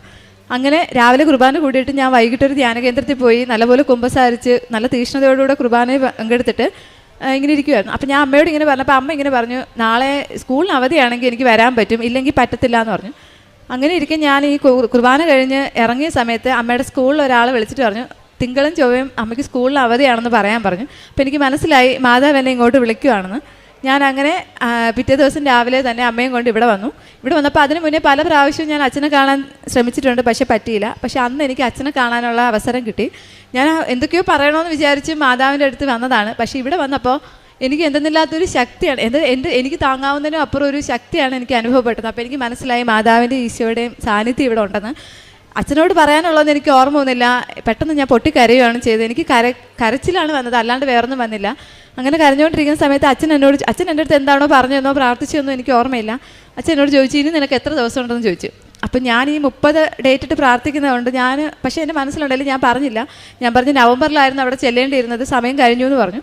പക്ഷേ എനിക്ക് എന്തെന്നില്ലാത്ത സന്തോഷവും സമാധാനമായിരുന്നു. ഞാൻ ഇവിടെ നിന്ന് പോയിട്ടും പോകുന്ന സമയത്താണ് ഞാൻ പറയുന്നത്, മാതാവേ ഗിഫ്റ്റ് ഒന്നും കിട്ടിയില്ല. എന്നിട്ട് ഞാൻ വിചാരിക്കുന്നുണ്ട്, മാതാവിൻ്റെ അടുത്ത് വന്ന് അനുഗ്രഹം വാങ്ങിക്കാൻ പറ്റിയില്ലേ, അതിൽ കൂടുതൽ എന്ത് ഗിഫ്റ്റ് എനിക്ക് വേണമെന്ന് പറഞ്ഞ് ഞാൻ ഇരിക്കുമായിരുന്നു. അങ്ങനെ ഇരിക്കുക അന്ന് രാത്രി 11:30 ജർമ്മൻ സമയം 7 മണി ആയപ്പോഴത്തേക്കും എനിക്ക് അവരുടെ മെസ്സേജ് വന്നു. ഹോസ്പിറ്റലുകാർ പെർമിഷൻ ലെറ്റർ തരാമെന്ന് പറഞ്ഞു, നിങ്ങളുടെ സർട്ടിഫിക്കറ്റ്സിലൊക്കെ അയച്ചു കൊടുക്കാൻ പറഞ്ഞു. ശരിക്കും അതെനിക്ക് വിശ്വസിക്കാൻ പറ്റുന്നതിൽ അപ്പുറമായിരുന്നു. അങ്ങനെ ഒരിക്കലും നടക്കാത്ത കാര്യമാണ്. അങ്ങനെ ഒരു പെർമിഷൻ ലെറ്റർ കൊടുത്ത് ആരും ഇതുവരെ അവിടെ പോയിട്ടുമില്ല, ഇവർ കൊണ്ടുപോയിട്ടുമില്ല. അങ്ങനെ ഞാൻ എൻ്റെ ഹസ്ബൻഡിനോട് പറഞ്ഞു. അത് കഴിഞ്ഞിട്ട് ഞാനിങ്ങനെ പോകുന്ന സമയത്ത് ഞാൻ എൻ്റെ ഹസ്ബൻഡിനോട് പറഞ്ഞു, എൻ്റെ ഹസ്ബൻഡ് ഇച്ചിരി കുമ്പസാരവും കുർബാനയായിട്ടൊക്കെ ഇച്ചിരി അകന്ന് നിൽക്കുന്ന സമയമായിരുന്നു. അപ്പോൾ എൻ്റെ അടുത്ത് ഞാൻ പറഞ്ഞു ഒന്ന് കുമ്പസാരിക്കണം, ഈ വരുന്ന ശനിയാഴ്ച കുമ്പസാരിച്ച് ഞായറാഴ്ച നമുക്ക് ഒരുമിച്ച് കുർബാനയ്ക്ക് പോകണമെന്ന് പറഞ്ഞു. അപ്പോൾ സാധാരണ എന്തെങ്കിലും ഒഴിവൊഴിവ് പറയുന്നതാണ് എൻ്റെ ഹസ്ബൻഡ്. പക്ഷേ അന്ന് എൻ്റെ ഹസ്ബൻഡ് സമ്മതിച്ചു. ഇങ്ങനെ സമ്മതിച്ച് കുറച്ച് സമയം കഴിഞ്ഞപ്പോഴേക്കും തന്നെ എനിക്ക് ആ പെർമിഷൻ ലെറ്റർ എൻ്റെ കയ്യിൽ കിട്ടി. അവരെൻ്റെ അടുത്ത് വിസയ്ക്ക് അപ്ലൈ ചെയ്തോളാൻ പറഞ്ഞു. അങ്ങനെ പോയി. അപ്പോൾ ഞങ്ങൾ ഓക്കെ ഇങ്ങനെ തീരുമാനിച്ചല്ലേ, ശനിയാഴ്ച ഞാനൊരു ധ്യാനം കൂടെ എൻ്റെ വീട്ടിലോട്ട് പോവാണ്. അപ്പോൾ ഹസ്ബൻഡ് കുമ്പസാരിച്ച് ഞായറാഴ്ച ഞങ്ങൾ ഒരുമിച്ച് കുർബാനയ്ക്ക് പോകുന്നു. അങ്ങനെ പോകുന്ന വഴിക്ക് ഞാൻ കരുണക്കൊന്ത ചൊല്ലിക്കഴിഞ്ഞ സമയത്ത് തന്നെ എനിക്ക് ഏജൻറ്റിൽ നിന്ന് ഫോൺ വിളി വരുന്നു. 15-ാം തീയതി ബാംഗ്ലൂർ ഒരു ഡേറ്റ് ഉണ്ട്, എടുക്കട്ടെ എന്ന് ചോദിച്ചു. ആ സമയത്ത് എൻ്റെ ഹസ്ബൻഡിന് കുമ്പസാരിക്കാനുള്ളതാണെന്നും എനിക്ക് ധ്യാനം കൂടാനുള്ളതാണെന്നും ഞായറാഴ്ച ഞങ്ങൾക്ക് ഒരുമിച്ച് പള്ളിയിൽ പോകേണ്ടതാണെന്നും ഓർക്കാണ്ട് ഞാൻ പെട്ടെന്ന് എൻ്റെ ആഗ്രഹം, കാരണം അപ്പോഴും ഞാൻ വിസയ്ക്ക് വെക്കുകയാണെങ്കിൽ എനിക്ക് 30-ാം തീയതിക്ക് മുന്നേ പോകാൻ പറ്റും. എൻ്റെ ഒരു സ്വാർത്ഥ എൻ്റെ ഒരു ആഗ്രഹത്തിന് വേണ്ടിയിട്ട് ഞാൻ അതിന് ശ്രദ്ധിക്കാണ്ട് ഞാൻ ഓക്കെ പറഞ്ഞു. അങ്ങനെ അന്നും ഞങ്ങളുടെ വണ്ടിക്ക് ചെറിയൊരു ഇതൊക്കെ പറ്റി കുറച്ച് ബുദ്ധിമുട്ടായിരുന്നു. പക്ഷെ എന്നാലും ദൈവം തന്നതാണെന്നാണ് ഞാൻ വിചാരിച്ചത്. ഇത് കർത്താവായിട്ട് എനിക്ക് തന്നതാണെന്ന് ഓർത്തിട്ട് ഞാൻ ബാംഗ്ലൂർ പോയി. അവിടെ ചെന്ന് ഞാൻ പ്രാർത്ഥിച്ച് ബൈബിൾ വായിച്ച് ഒരുങ്ങിയൊക്കെയാണ് ഞാൻ അവിടെ ചെന്ന് ഞാൻ VFS ഓഫീസിൽ ഒപ്പിട്ട് പ്രാർത്ഥിച്ചിട്ട് ഞാൻ എൻ്റെ ആപ്ലിക്കേഷൻ കൊടുത്ത പാടെ അവർ തിരിച്ചു വന്നിട്ട് പറഞ്ഞു, ഇതാ കാറ്റഗറി തെറ്റാണ്, ഇതിവിടെ പറ്റത്തില്ല, വേറെ അപ്പോയിൻമെൻറ്റ് എടുക്കണം, പൊക്കോളാൻ പറഞ്ഞു. പെട്ടെന്ന് ഞാനൊന്ന് സ്റ്റക്കായി. എനിക്ക് എന്ത് ചെയ്യണമെന്ന് അറിയത്തില്ല. ഞാൻ പ്രാർത്ഥിച്ച് ഒരുങ്ങി കർത്താവായിട്ട് തന്നതല്ലേ എനിക്ക്, എന്നിട്ട് എന്തോ പറ്റിയെന്ന് ഞാൻ ചിന്തിച്ചു. ഞാൻ അവിടെ നിന്ന് കരഞ്ഞു, പക്ഷെ ഒരു ഫലം ഉണ്ടായിരുന്നില്ല. ഞാൻ തിരിച്ചു വന്നു. ആദ്യം മാതാവ് എനിക്ക് മാത്രം എന്തേ ഇങ്ങനെ കുറച്ച് ഞാൻ ഒരുപാട് കരഞ്ഞു. അത് കഴിഞ്ഞിട്ട് ഞാൻ ചിന്തിക്കാൻ തുടങ്ങിയത് എനിക്ക് എവിടെയാണ് തെറ്റുപറ്റിപ്പോയത്, എവിടെയാണ് എനിക്ക് പാളിച്ച് വന്ന് ചിന്തിക്കാൻ തുടങ്ങി. അങ്ങനെ പിറ്റേ ദിവസമായപ്പം മാതാവ് എൻ്റെ അടുത്ത് പറയുന്നുണ്ട്, നീ നെറ്റിൽ നോക്ക് ഈ കാറ്റഗറിക്ക് എന്താ പ്രശ്നമെന്ന്. ഞാൻ നോക്കുമ്പോൾ എൻ്റെ കറക്റ്റ് കാറ്റഗറിയാണ്, അതിലൊരു പ്രശ്നമില്ല. പോരാത്തതിന് അടുത്ത ദിവസം വെച്ചവർക്ക് ഒരു കുഴപ്പമില്ല, അവരുടെതെല്ലാം അക്സെപ്റ്റ് ചെയ്തു. അപ്പോൾ എനിക്ക് മനസ്സിലായി ദൈവം ആഗ്രഹിക്കുന്നില്ല. അതായത് എൻ്റെ ആഗ്രഹമായിരുന്നു ഇവിടെ വെക്കാന്നുള്ളത്, പക്ഷേ ദൈവത്തിൻ്റെ ആഗ്രഹം ഞാൻ ധ്യാനത്തിന് പോവുകയും കുർബാന കൂടുക എന്നുള്ളതായിരുന്നു. അങ്ങനെ അങ്ങനെ ഓർത്തിട്ട് അത് കഴിഞ്ഞിട്ട് ഞാൻ എൻ്റെ ആഗ്രഹങ്ങളെല്ലാം മറന്നു. ഞാൻ പറഞ്ഞു ദൈവത്തിൻ്റെ ആഗ്രഹം, ഈശോയുടെ ആഗ്രഹം എന്താണോ അതെനിക്ക് മാതാവെ സാധിച്ചു തരണമെന്നായിരുന്നു ഞാൻ പ്രാർത്ഥിച്ചത്. അങ്ങനെ ഇരിക്കെ ഡിസംബർ 29-ാം തീയതി എനിക്ക് ഉടമ്പടി പുതുക്കേണ്ട ദിവസമായിരുന്നു. ഞാൻ വന്ന് ഉടമ്പടി പുതുക്കി പ്രാർത്ഥിച്ച് ഇവിടെ വന്നിട്ട് ഞാൻ മാതാവിനോട് പറഞ്ഞു, പാസ്പോർട്ട് വെച്ചിട്ട് ഞാൻ പറഞ്ഞു, മാതാവ് ഇനി ഞാൻ ഈ ഡോക്യുമെൻറ്റ്സുമായിട്ട് ഇവിടെ വരാൻ ഇടയാക്കരുത്, എനിക്കിനി അടുത്ത പ്രാവശ്യം വന്ന് സാക്ഷ്യം പറയാൻ ഇടയാക്കണേന്ന് പറഞ്ഞു. അങ്ങനെ പോയി. ഡിസംബർ 31-ാം തീയതി രാത്രി എല്ലാവരും പല ആഘോഷത്തിലും പോയപ്പോഴത്തേക്ക് ഞാൻ അവിടെ ഒരു ധ്യാന കേന്ദ്രത്തിൽ രാത്രി മുഴുവൻ എൻ്റെ ന്യൂ ഇയർ ഈശോയുടെ കൂടെ ആയിരുന്നു, ആരാധനയിലും പ്രാർത്ഥനയിലും ആയിരുന്നു. അന്ന് എനിക്ക് പുതുവർഷത്തിൽ കിട്ടിയ 2 വചനമായിരുന്നു. വെളിപാട് പുസ്തകത്തിൻ്റെ ഇതായ കർത്താവിൻ്റെ കൃപ നമ്മോട് കൂടെയും, പിന്നെ ഒന്ന് ഹബക്കുക്ക് പ്രവാചകൻ്റെ പുസ്തകം 3-ാം അധ്യായം 17 മുതൽ 19 വരെയുള്ള വാക്യങ്ങൾ. അത്തിവൃക്ഷം പൂക്കുന്നില്ലെങ്കിലും മുന്തിരിയിൽ ഫലമില്ലെങ്കിലും ഒലിവ് മരത്തിൽ കായ്കൾ ഇല്ലാതായാലും വയലിൽ ധാന്യങ്ങൾ വിളയുന്നില്ലെങ്കിലും ആട്ടിൻകുട്ടികൾ ആലയിൽ അറ്റുപോയാലും കന്നുകാലികൾ തൊഴുത്തിലില്ലാതായാലും ഞാൻ എൻ്റെ കർത്താവിൽ ആനന്ദിക്കും, എൻ്റെ രക്ഷകനായ കർത്താവിൽ സന്തോഷിക്കും. എൻ്റെ കർത്താവായ ദൈവമാണ് എൻ്റെ ബലം. കലമാൻ്റെ പാദങ്ങൾക്കെന്ന പോലെ അവിടുന്ന് എൻ്റെ പാദങ്ങൾക്ക് വേഗത നൽകി, ഉന്നതങ്ങളിൽ നിന്ന് അവിടുന്ന് എന്നെ നടത്തും. അതിനെ ഭയങ്കരമായിട്ട് സ്വാധീനിച്ചു. ഞാൻ പിന്നെ പ്രാർത്ഥിക്കാൻ തുടങ്ങി, ഈ വചനം പറഞ്ഞ് പ്രാർത്ഥിക്കാൻ തുടങ്ങി. ദൈവം എൻ്റെ ഇഷ്ടമല്ല, അങ്ങയുടെ ആഗ്രഹം ഞാൻ എപ്പോൾ പോകണോ അങ്ങനെ ആ ഒരു രീതിയിൽ എന്നെ നടത്തണമെന്ന് പ്രാർത്ഥിക്കാൻ തുടങ്ങി. അങ്ങനെ ഇരിക്കെ ജനുവരി 6-ന് എനിക്ക് വീണ്ടും ഒരു VFSൽ അപ്പോയിൻമെൻറ്റ് കിട്ടി കൊച്ചിയിൽ. അപ്പോൾ അത് ഒരു ചൊവ്വാഴ്ചയായിരുന്നു. അങ്ങനെ ഞങ്ങൾ പോയി 5-ാം തീയതി ഇവിടെ വന്ന് പ്രാർത്ഥിച്ചു. ഇവിടെ വന്നിട്ട് ഞാൻ ഓൾറെഡി ഒരു റിജക്ഷൻ വന്നതുകൊണ്ട് അച്ഛനെ കാണാൻ വേണ്ടി അവിടെ നിന്നപ്പോഴത്തേക്ക് അവിടെ നിന്ന് സിസ്റ്റർ നോക്കിയിട്ട് പറഞ്ഞു, വിസയ്ക്ക് വച്ചിട്ട് വാ, ഇനി റിജക്ഷൻ ഒന്നും വരത്തില്ല. അതെനിക്ക് ശരിക്കും മാതാവ് എന്നോട് പറയുന്ന പോലെയാണെന്ന് എനിക്ക് ഫീൽ ചെയ്തത്. ഞാൻ ഇവിടെ ഒന്ന് പ്രാർത്ഥിച്ച് ഞാൻ പോയ വഴിക്കല്ല, എനിക്കൊരു തീർത്ഥാടന യാത്ര പോലെയായിരുന്നു. ഒരുപാട് പള്ളിയിൽ കയറി. അതിനെക്കാട്ടി വലിയൊരു അനുഭവം എന്ന് പറയുന്നത്, ഞാൻ ഈശോയുടെ ഒരു തങ്കിപ്പള്ളി കയറി, ഈശോയുടെ തിരുസ്വരൂപമുള്ള. അപ്പോൾ അവിടെ ചെന്ന് ഞാനിങ്ങനെ ആ രൂപത്തിലോട്ട് നോക്കിയപ്പോഴത്തേക്കും എനിക്ക് ചങ്ക് തകർന്ന വേദനയാണ്. അതായത് എനിക്ക് പ്രിയപ്പെട്ട ആരോ ദേഹം മുഴുവൻ മുറിവുകളായിട്ട് ഒരു പച്ച മാംസം പോലെ അവിടെ കിടക്കുന്ന പോലെയാണ് എനിക്ക് ഫീൽ ആയത്. അപ്പം ഞാൻ പൊട്ടിക്കരഞ്ഞു. എന്നിട്ട് എൻ്റെ മനസ്സിൽ വന്നത്, ഒരു ചെയ്യാത്ത കുറ്റത്തിന് ഇത്രയേറെ പീഡകൾ സഹിച്ച് മരിച്ച ഈശോയുടെ മുമ്പിലാണോ നീ നിൻ്റെ നിസ്സാരമായിട്ടുള്ള കാര്യങ്ങൾ പറയണമെന്നാണ് എൻ്റെ മനസ്സിൽ വന്നത്. ഞാൻ അവിടെ നിന്ന് പ്രാർത്ഥിച്ചിട്ട് തിരിഞ്ഞപ്പോഴത്തേക്കും എവിടെ നിന്നാണെന്ന് അറിയത്തില്ല, എനിക്കൊരു കൃപാസനം പത്രം കിട്ടി. അപ്പോൾ എനിക്ക് മനസ്സിലായി ഈശോയും മാതാവും എൻ്റെ കൂടെ തന്നെ ഉണ്ടെന്ന്. പിറ്റേ ദിവസം രാവിലെ ഞാൻ VFS പോയി. അവിടെ ചെന്നിട്ട് 12:40 അപ്പോയിൻമെൻ്റ് ആണെങ്കിലും 11 മണിക്ക് ഞാൻ അവിടെ ചെന്നു. അവിടെ ചെന്നിട്ട് ഞാൻ അച്ഛൻ്റെ ധ്യാനം കേട്ടുകൊണ്ടിരിക്കുമായിരുന്നു. അങ്ങനെ ഇരിക്കുന്ന സമയത്ത് അച്ഛൻ തന്ന കാശ് രൂപ എൻ്റെ കയ്യിലുണ്ടായിരുന്നു. അപ്പം അവിടുത്തെ ഒരു മുന്നിൽ ഒരു ചെടിച്ചട്ടി ഉണ്ടായിരുന്നു. അപ്പോൾ എൻ്റെ ഉള്ളിലിരുന്ന് മാതാവ് പറയുന്നുണ്ട്, ഈ കാശ് രൂപ ചെടിച്ചട്ടിയിൽ വെക്കാന്ന്. അപ്പോൾ ഞാനോർത്ത് ഇത്രയും പേരുണ്ട്, ഞാൻ എന്തോ ചെയ്യും. പക്ഷേ എന്തായാലും മാതാവ് പറഞ്ഞതല്ലേ എന്ന് ഓർത്തിട്ട് ഞാൻ എൻ്റെ കാശ് രൂപ അതിൽ വെച്ചു. അതിൽ വെച്ചതും എന്നെ അവർ വിളിച്ചു. പിന്നെ എനിക്ക് തടസ്സങ്ങളൊന്നും ഇല്ലായിരുന്നു. എൻ്റെ വിസ പ്രോസസ്സിങ് അത് സബ്മിഷൻ നല്ലപോലെ നടന്നു. അവർ പറഞ്ഞു 1 മാസം എടുക്കും വരാനെന്ന് പറഞ്ഞു. അങ്ങനെ ഞാൻ തിരിച്ച് വീട്ടിൽ വന്നു. പിന്നീട് ഇതിനെക്കുറിച്ച് ഞാൻ പ്രാർത്ഥിച്ചൊന്നുമില്ല. അപ്പോൾ ഞാൻ ഈ ഡേറ്റ് 1 മുതൽ ഡിസംബറിൽ 30-ാം തീയതി വരെ എഴുതിയിട്ട് ഇങ്ങനെ ക്രോസ് ചെയ്ത് വരുമായിരുന്നു. പെട്ടെന്ന് ഞാൻ പ്രാർത്ഥിച്ചുകൊണ്ടിരുന്ന സമയത്ത് മാതാവ് എൻ്റെ അടുത്ത് പറഞ്ഞു 1 മുതൽ 27 വരെ എഴുതാൻ പറഞ്ഞു. പിന്നെ ഞാൻ 1 മുതൽ 27 വരെ എഴുതി. എന്നിട്ട് എൻ്റെ അടുത്ത് 15, 17, 27 മാർക്ക് ചെയ്യാൻ പറഞ്ഞു. എന്തിനാണെന്നറിയത്തില്ല, പക്ഷേ മാതാവ് പറഞ്ഞല്ലേന്ന് ഓർത്തിട്ട് ഞാൻ മാർക്ക് ചെയ്തു. 6-ാം തീയതി സബ്മിറ്റ് ചെയ്ത എൻ്റെ ഡോക്യുമെൻറ്റ്സ് 7-ാം തീയതി കോൺസുലേറ്റിലെത്തി ജർമ്മനീൻ്റെ. അത് കഴിഞ്ഞ് എൻ്റെ 7-ാമത്തെ ദിവസം 14-ാം തീയതി അതിൽ വിസ സ്റ്റാമ്പ് ചെയ്തു. അങ്ങനെ ഇരിക്കെ ഞാനിങ്ങനെ 15 എന്നുള്ള ഡേറ്റ് വന്നു. അപ്പം ഞാൻ മാതാവിനോട് എടുത്തു, മാതാവ് ഇന്ന് 15 എന്താണെന്ന് ഞാൻ അറിയത്തില്ല. അങ്ങനെ ഇരിക്കെ അന്നത്തെ രാവിലത്തെ പ്രത്യക്ഷ പ്രാർത്ഥനയ്ക്ക് എനിക്ക് എഴുന്നേക്കാൻ പറ്റിയില്ല. അപ്പോഴത്തേക്കും അപ്പം നോക്കുമ്പോൾ ഈശോ എൻ്റെ കാൽക്കൽ വന്നിരിക്കുക. എന്നിട്ട് ഈശോ എൻ്റെ അടുത്ത് പറയാം, എഴുന്നേറ്റ് പ്രാർത്ഥിക്കുന്ന എൻ്റെ അടുത്ത് പറയാം. ഈ ഉടമ്പടി ജീവിതത്തിൽ എനിക്ക് കിട്ടിയെന്ന് വെച്ച് കഴിഞ്ഞാൽ ഈശോയായിട്ട് ഞാനൊരു ബന്ധത്തിലായി. എന്നെ എടീന്ന് വിളിച്ച് ഈശോ എപ്പോഴും എൻ്റെ അടുത്ത് സംസാരിക്കുമായിരുന്നു. ഞാൻ എഴുന്നേറ്റു. അപ്പം തന്നെ എഴുന്നേറ്റ് പ്രാർത്ഥിച്ചു. ആ പ്രാർത്ഥിച്ചുകൊണ്ടിരുന്ന സമയത്ത് എനിക്ക് എൻ്റെ വിസ ഡിസ്പാച്ചായി എന്ന് പറഞ്ഞ് എനിക്കൊരു മെസ്സേജ് വന്നു. പക്ഷേ ഞാനിങ്ങനെ പറഞ്ഞിട്ടുണ്ടായിരുന്നു, അതിനെക്കുറിച്ചൊരു സൂചന ചതുവാണെങ്കിൽ ഞാൻ ആരടുത്തും പറയത്തില്ലായിരുന്നു. ഈ നിമിഷം വരെ ഞാൻ ആരടുത്തും പറഞ്ഞിട്ടില്ല എനിക്ക് അങ്ങനെ ഒരു ഡിസ്പാച്ചായെന്നുള്ളൊരു മെയിൽ വന്നത്. അപ്പം ഓക്കെ വന്നു. അത് കഴിഞ്ഞപ്പോഴത്തേക്കും പിന്നെ 17 എന്നുള്ള ഡേറ്റ്, അതെന്തുവാന്ന് എനിക്കറിയത്തില്ല. അന്ന് ഞങ്ങളുടെ വെഡ്ഡിങ് ആനിവേഴ്സറിയും കൂടെ ആയിരുന്നു. അങ്ങനെ ഇരിക്കെ 17-ാം തീയതി രാവിലെ എനിക്ക് ഇതുപോലെ വന്നിട്ട് ഞാൻ പ്രാർത്ഥിച്ചുകൊണ്ടിരുന്ന സമയത്ത് ഇങ്ങനെ 17-ാം തീയതി പ്രാർത്ഥിച്ചുകൊണ്ടിരുന്ന സമയത്ത് എനിക്കിങ്ങനെ മെസ്സേജ് വരുവാണ്. രാവിലെ ഒരു 11 മണിയൊക്കെ ആയപ്പോൾ വരുവാണ്, എൻ്റെ വിസ അറൈവ് ഇന്ന് വരും. അങ്ങനെ കൊറിയർ സർവീസിൽ നിന്ന് എനിക്ക് മെസ്സേജ് വന്നു. പക്ഷേ അന്ന് എൻ്റെ അമ്മ പോയത് എനിക്ക് വാങ്ങിക്കാൻ പറ്റിയില്ല. പക്ഷേ എനിക്ക് ഉറപ്പുണ്ടായിരുന്നു അതിനകത്ത് വിസ വരുമെന്ന്. 18-ാം തീയതി ഞാൻ പോയി വാങ്ങിച്ചു. ഞങ്ങളുടെ അടുത്തുള്ള ഒരു പള്ളിയിൽ പോയി നേർച്ചയൊക്കെ നേറ്റി അവിടെ വെച്ച് തുറന്ന സമയത്ത് അതിനുള്ളിൽ വിസ അടിച്ചിട്ടുണ്ടായിരുന്നു. അതിൽ ഞാൻ മാതാവിനോട് പറയുന്നുണ്ടായിരുന്നു, മാതാവിൻ്റെ ഒരു അടയാളം എനിക്ക് കാണിച്ചു തരണമെന്ന്.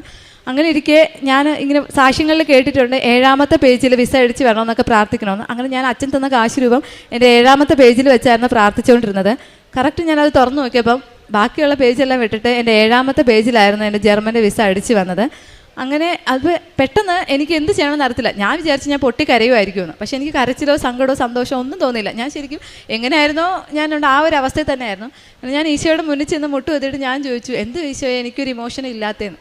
അപ്പം ഈശോ എൻ്റെ അടുത്ത് പറഞ്ഞു, നീ എൻ്റെ മുമ്പിൽ ഒരുപാട് കരഞ്ഞതല്ലേടി, ഇനി എന്തിനാ, മതി, ഇനി നീ കരയണ്ട എന്നിങ്ങനെ പറഞ്ഞു. സത്യം പറഞ്ഞാൽ അത് കേട്ടപ്പോൾ എനിക്ക് ഭയങ്കരമായിട്ട് കരച്ചിൽ വന്നു. അപ്പം എനിക്ക് മനസ്സിലായി മാതാവ് ഈശോയിൽ നിന്ന് എനിക്ക് വാങ്ങിച്ചു തന്ന വലിയൊരു അനുഗ്രഹമാണ്. ഇതിനെക്കാട്ടി പിന്നെ എനിക്ക് വന്ന് 27 എന്നുള്ള നമ്പർ, അതെന്തുവാണ്, ഇനി 27-ാം തീയതി ഞാൻ പോകുമോ അതിനെക്കുറിച്ചാണോ എന്ന് വിചാരിച്ചു. അങ്ങനെ ഇരിക്കും ഞാൻ വിസ നോക്കിയപ്പോഴത്തേക്കും അതിനകത്ത് എൻ്റെ വിസ സ്റ്റാർട്ടാകുന്നത് 27-ാം തീയതി മുതലാണ്. അപ്പോൾ 7-ാം തീയതി കോൺസുലേറ്റ് എത്തിയ എൻ്റെ പാസ്പോർട്ട് 7-ാമത്തെ ദിവസം അതിൽ വിസ സ്റ്റാമ്പ് ചെയ്യും. 17-ാം തീയതി എൻ്റെ കയ്യിലെത്തുകയും 27-ാം തീയതി മുതൽ എൻ്റെ വിസ സ്റ്റാർട്ടാകുകയും ചെയ്യാനും. ഇത് അമ്മ മാതാവ് എനിക്ക് ഈശോയിൽ നിന്ന് വാങ്ങിച്ച് തന്നതല്ലാതെ എൻ്റെ മെറിറ്റിൽ എനിക്കിതൊന്നും ഒരിക്കലും സാധ്യമല്ല. ഒരു 0.1% പോലും എനിക്ക് സാധ്യമല്ലെന്ന് എനിക്ക് ഉറച്ച വിശ്വാസമുണ്ട്.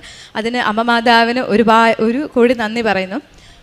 പിന്നെ എനിക്ക് ഈ വരുന്ന ഫെബ്രുവരിയിൽ ഫസ്റ്റ് വീക്കിൽ തന്നെ എനിക്ക് ജർമ്മനിക്ക് പോകാൻ പറ്റും. ഇതിന് അമ്മയ്ക്ക് ഈശോയ്ക്ക് ഒരുപാട് നന്ദി. ഇതിലൂടെ തന്നെ ആത്മീയമായിട്ട്, അതായത് തികച്ചും ഒരു എന്താ പറയുക, എൻ്റെ ഒരു വഴിപിഴച്ച എന്ന് വെച്ചാൽ ഞാൻ പഠിച്ച് കഴിയുന്നത് വരെ ഒരു ക്രിസ്ത്യൻ ഇൻസ്റ്റിറ്റ്യൂട്ടിലാണ് പഠിച്ചത്. മാതാവുമായിട്ടും ഈശോയായിട്ടും നിരന്തരം ജപമാലയും കുർബാനകളിലുമായിട്ടുള്ള ഒരു എന്താ പറയുക ഒരു ജീവിതചര്യയിലായിരുന്നു ഞാൻ വന്നത്. പക്ഷെ അത് കഴിഞ്ഞ് ജോലിക്കൊക്കെ പോയി തുടങ്ങിയപ്പം തികച്ചും ലോകത്തിൻ്റെ ഇഷ്ടങ്ങൾക്കനുസരിച്ച് പോയൊരു വ്യക്തിയായിരുന്നു. കുർബാനയില്ല, കുമ്പസാരമില്ല, പ്രാർത്ഥനകളില്ല. പക്ഷേ എപ്പോഴും ഞാൻ എന്താ പറയുക ബൈബിള് വായിക്കും, ഒരു ജപമാല എൻ്റെ കയ്യിൽ കൂടെ നടക്കും. അതായിരിക്കും ഒരു പക്ഷേ എനിക്കൊരു അനുഗ്രഹം കിട്ടുന്നതിനൊരു കച്ചിത്തുരുമ്പായത്. അപ്പം ഇതിലൂടെ എനിക്ക് ആ സമയത്തൊക്കെ ഈശോയായിട്ടൊരു ബന്ധം ഉണ്ടായിരുന്നു. ഞാൻ എന്തുണ്ടെങ്കിലും പറയും. ഈശോ എൻ്റെ അടുത്ത് അതുപോലെ ഒരു ഫ്രണ്ടിനോട് സംസാരിക്കുന്ന പോലെ സംസാരിക്കുമായിരുന്നു. ഈ ഉടമ്പടി ജീവിതത്തിലൂടെ എനിക്ക് വീണ്ടും എൻ്റെ ഈശോയെ തിരിച്ചു കിട്ടി. എപ്പോഴും എന്ത് കാര്യങ്ങളുണ്ടെങ്കിലും ഇപ്പോൾ എനിക്ക് തുറന്നു പറയാം. എനിക്ക് നല്ലൊരു വഴികാട്ടിയായിട്ട് എൻ്റെ കൂടെ തന്നെ എപ്പോഴും ഉണ്ട്. പ്രാർത്ഥിക്കാനും എൻ്റെ വീടിന് തൊട്ട് ഫ്രണ്ടിലാണ് പള്ളി. എന്നാൽ പോലും ഞാൻ പള്ളിയിൽ പോകത്തില്ലായിരുന്നു. പക്ഷേ ഇപ്പോൾ എനിക്ക് ദിവസം എൻ്റെ കുഞ്ഞിനെയും കൊണ്ട് പള്ളിയിൽ പോകാനും 2 ആഴ്ച കൂടുമ്പോൾ കുമ്പസാരിക്കാനും ഉള്ള കൃപ ഈ മാതാവ് എനിക്ക് നേടിത്തന്നു. പ്രേക്ഷിത പ്രവർത്തനമായിട്ട് പത്രങ്ങൾ ആദ്യമൊക്കെ ഞാൻ ചുമ്മാ കൊടുക്കുമായിരുന്നു. പിന്നെ ഉടമ്പടി തൈലം പൂശി വിശ്വാസ പ്രമാണം ചൊല്ലി കൊടുക്കാൻ തുടങ്ങി. അത് ഞാൻ എവിടെയൊക്കെ കൊടുക്കേണ്ടതെന്ന് മാതാവ് എനിക്ക് കാണിച്ചു തരും. പിന്നെ ആയപ്പോഴത്തേക്കും മാതാവ് എനിക്കതിൽ പ്രത്യക്ഷീകരണ പ്രാർത്ഥന എഴുതാൻ പറഞ്ഞു. എന്നിട്ട് ഓരോരുത്തർക്കും കൊടുത്തിട്ട് നിയോഗം പറഞ്ഞ് ഈ പ്രാർത്ഥന ചൊല്ലി പറയാൻ പറഞ്ഞു. അങ്ങനെ ഞാൻ കൊടുക്കാൻ തുടങ്ങി. കാരുണ്യ പ്രവൃത്തികളായിട്ട് ആദ്യമൊക്കെ എനിക്കങ്ങനെ എന്ത് കാരുണ്യ പ്രവൃത്തി ചെയ്യണമെന്ന് അറിയത്തില്ലായിരുന്നു. അങ്ങനെ ഇരിക്കെ ഞാനൊരു പ്രൊവിഷൻ ഹോമിൽ സഹായിക്കാൻ മാതാവ് പറഞ്ഞു. അങ്ങനെ എൻ്റെ ഇല്ലായ്മയിൽ നിന്ന് സഹായിക്കാൻ പറ്റി. പിന്നെ ആരെൻ്റെ അടുത്ത് എന്ത് ചോദിച്ചാലും എൻ്റെ കയ്യിലുള്ളത് കൊടുക്കാൻ പറ്റും. പിന്നെ അപ്പോൾ എനിക്ക് പൊതിച്ചോറ് ആഹാരം അങ്ങനെ കൊടുക്കുന്നൊന്നും പറ്റിയില്ല. അപ്പോൾ ഞാൻ ഇങ്ങനെ മാതാവിനോട് ചോദിച്ചു, മാതാവേ നീ എന്താ ആഗ്രഹിക്കുന്നത്? ഞാനിനി അനാഥാലയത്തിലൊക്കെ കൊടുക്കണമാണോ, അങ്ങനെയാണെന്ന് ചോദിച്ചു. അപ്പോൾ മാതാവ് എൻ്റെ അടുത്ത് പറഞ്ഞു, അതിനൊക്കെ ഞാൻ വേറെ ആളെ നിയോഗിച്ചിട്ടുണ്ട്. നീ പോയിട്ട് ഒരു നേരത്തെ ആഹാരത്തിന് പ്രതീക്ഷയില്ല, അതായത് കഴിക്കാൻ പറ്റുമോ ഇല്ലയോ എന്ന് ഒരു ഉറപ്പില്ലാത്തവർക്ക് നീ വാങ്ങിച്ചു കൊടുക്കാൻ പറഞ്ഞു. അങ്ങനെ ഇരിക്കെ ഞാൻ നടന്നു പോയപ്പോഴത്തേക്കും ഞാൻ അത്രയും നല്ലതായിട്ട് അതിൻ്റെ ഫ്രണ്ടിൽ കൂടെയാണ് ജോലിക്ക് പോയിക്കൊണ്ടിരുന്നത്. പക്ഷേ അന്ന് ഞാനൊരു അപ്പച്ചനെ കണ്ടു, അവിടെ ഇരിക്കുകയാണ്. അപ്പോൾ എൻ്റെ മനസ്സിൽ പറഞ്ഞു ആഹാരം വാങ്ങിച്ചു കൊടുക്കുക. അങ്ങനെ ഞാൻ വീണ്ടും വന്ന വഴി തിരിച്ച് നടന്നു പോയി ആഹാരം വാങ്ങിച്ച് അപ്പച്ചന് കൊടുത്തു. അപ്പച്ചൻ്റെ അടുത്ത് തിരിച്ചൊന്നും മിണ്ടിയില്ല, ഞാനും ഒന്നും മിണ്ടിയില്ല. ഞങ്ങൾ പരസ്പരം നോക്കി ചിരിച്ചു. അപ്പച്ചൻ്റെ കണ്ണിൽ എന്തെന്നില്ലാത്തൊരു തിളക്കം ഉണ്ടായിരുന്നു. അത് കഴിഞ്ഞ് ഞാൻ തിരിഞ്ഞ് പോരാൻ നേരത്താണ് ഞാൻ ശ്രദ്ധിച്ചത് ആ മുഷിഞ്ഞ ഇതിൻ്റെ ഇടയിലും ഒരു 2 ജപമാല ആപ്പശു സൂക്ഷിച്ചു വെച്ചിട്ടുണ്ടായിരുന്നു. അപ്പോൾ എനിക്ക് മനസ്സിലായി ഇത് മാതാവായിട്ട് തന്നതാണ്. അതുകൂടാതെ തന്നെ ഞാൻ ഒരു ദിവസം വീട്ടിൽ ഇരുന്നപ്പോൾ എനിക്ക് ഭയങ്കരമായിട്ട് തണുത്തു. അപ്പം മാതാവ് എൻ്റെ അടുത്ത് പറയുന്നുണ്ട്, നിനക്ക് തണുക്കുന്നില്ലേ ഈ റൂമിലിരുന്നിട്ടും? പക്ഷേ എന്നിട്ടും നടു റോഡിൽ തണുത്ത് വിറച്ച് കിടക്കുന്നവരില്ലേ? എന്നിട്ട് ആ അപ്പച്ചൻ്റെ മുഖം എൻ്റെ അടുത്ത് നിന്നിട്ട് പറഞ്ഞു, നീ ഒരു ബ്ലാങ്കറ്റ് വാങ്ങിച്ചു കൊടുക്കാൻ പറഞ്ഞു. അങ്ങനെ വാങ്ങിച്ചു കൊടുത്തു. ഞാൻ അവിടെ നിന്ന് റിസൈൻ ചെയ്ത് പോരുന്ന വരയ്ക്കും ഞാൻ ആ അപ്പച്ചന് വേണ്ടിയിട്ട് ആഹാരങ്ങളും കൊടുത്തു. എന്നിട്ട് പോരാൻ നേരത്തെ ഞാൻ പറഞ്ഞു, ഞാൻ പോവാണ്, ഇനി ആരെങ്കിലും എന്നെപ്പോലെ വന്ന് ആഹാരം തരാൻ വേണ്ടി ഞാൻ പ്രാർത്ഥിക്കാം എന്ന് പറഞ്ഞു. ഇപ്പോഴും ഞാൻ കാണുമ്പോഴൊക്കെ വാങ്ങിക്കൊടുക്കും. അതുപോലെ തന്നെ ഓരോരുത്തരും മാതാവ് എന്നെ കാണിച്ചു തരും, ഇവർക്ക് നീ ഇത്ര രൂപ കൊടുക്കണം, ഇവർക്ക് നീ ഇത്ര രൂപ കൊടുക്കണം. അങ്ങനെ എനിക്ക് കാണിച്ചു തരുമായിരുന്നു. അതാണ് എൻ്റെ കാരുണ്യ പ്രവൃത്തികൾ. എൻ്റെ ആത്മീയ ജീവിതത്തിൽ എനിക്ക് തോന്നുന്നു ഈ ഭൗതിക ഈ പാസ്പോർട്ടിനെ കാട്ടി ഈ വിസയെക്കാട്ടിൽ എനിക്ക് വലുത് എനിക്കിപ്പോൾ ഞാൻ ആഗ്രഹിക്കുന്നത് ഈ ഒരു ഉടമ്പടി ജീവിതത്തിൽ എൻ്റെ ഈശോയെ ചേർത്ത് പിടിച്ച് എനിക്ക് ജീവിക്കാനുള്ള ഒരു അനുഗ്രഹം തരണേമെന്നാണ്. കാരണം എനിക്ക് എൻ്റെ ജീവിതം മാറി തുടങ്ങിയത് എൻ്റെ ഈശോയുടെ ആഗ്രഹങ്ങൾക്കനുസരിച്ച് ജീവിക്കാൻ തുടങ്ങിയപ്പോഴാണ്. ഞാൻ ഇങ്ങനെ പ്രാർത്ഥിക്കാൻ തുടങ്ങിയപ്പോഴാണ്, ഈശോയെ ഞാൻ പാപിയാണ്, ഒരു യോഗ്യതയില്ല, പക്ഷേ കുരിശിൻ ചുവട്ടിലും വലതുഭാഗത്തെ കള്ളന് പറുദീസ വാഗ്ദാനം ചെയ്ത ഈശോയെ അങ്ങയുടെ തിരുരക്തത്തെ കഴുകി എന്നെയും അങ്ങയുടെ കുരിശോട് ചേർത്ത് പിടിക്കണമേ എന്ന് ഞാൻ എപ്പോഴും പ്രാർത്ഥിക്കുമായിരുന്നു. അങ്ങനെ എനിക്ക് ഇത്രയും വലിയ അനുഗ്രഹങ്ങൾ നേടിത്തന്ന അമ്മ മാതാവിനും ഈശോയ്ക്കും ഒരു കോടി നന്ദി. ഞാനിനി എവിടെ പോയാലും, ഞാൻ ഇടയ്ക്ക് ഇവിടെ വന്നിട്ട് ഒരു പ്രതീക്ഷയില്ലാത്ത സമയത്ത് പോലും ഞാൻ ജർമ്മൻ പത്രം വാങ്ങി എൻ്റെ കയ്യിൽ വെച്ചിട്ട് എന്നും പ്രത്യക്ഷീകരണ പ്രാർത്ഥനയുടെ കൂടെ ചൊല്ലുമായിരുന്നു. കാരണം മാതാവ് എന്നെ ആഗ്രഹിക്കുന്നുണ്ടെങ്കിൽ എന്നെ എന്നെങ്കിലും അവിടെ എത്തിക്കുമെന്ന് എനിക്ക് അറിയാമായിരുന്നു. അതുപോലെ തന്നെ പ്രത്യക്ഷീകരണ പ്രാർത്ഥന ജർമ്മൻ ഭാഷയിൽ എഴുതി ഞാൻ പ്രാർത്ഥിക്കുമായിരുന്നു.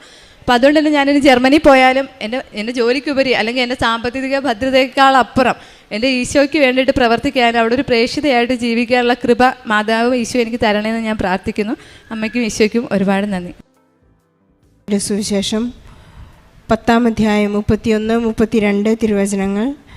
അതിനാൽ ഭയപ്പെടേണ്ട, നിങ്ങൾ അനേകം കുരുവികളേക്കാൾ വിലയുള്ളവരാണല്ലോ.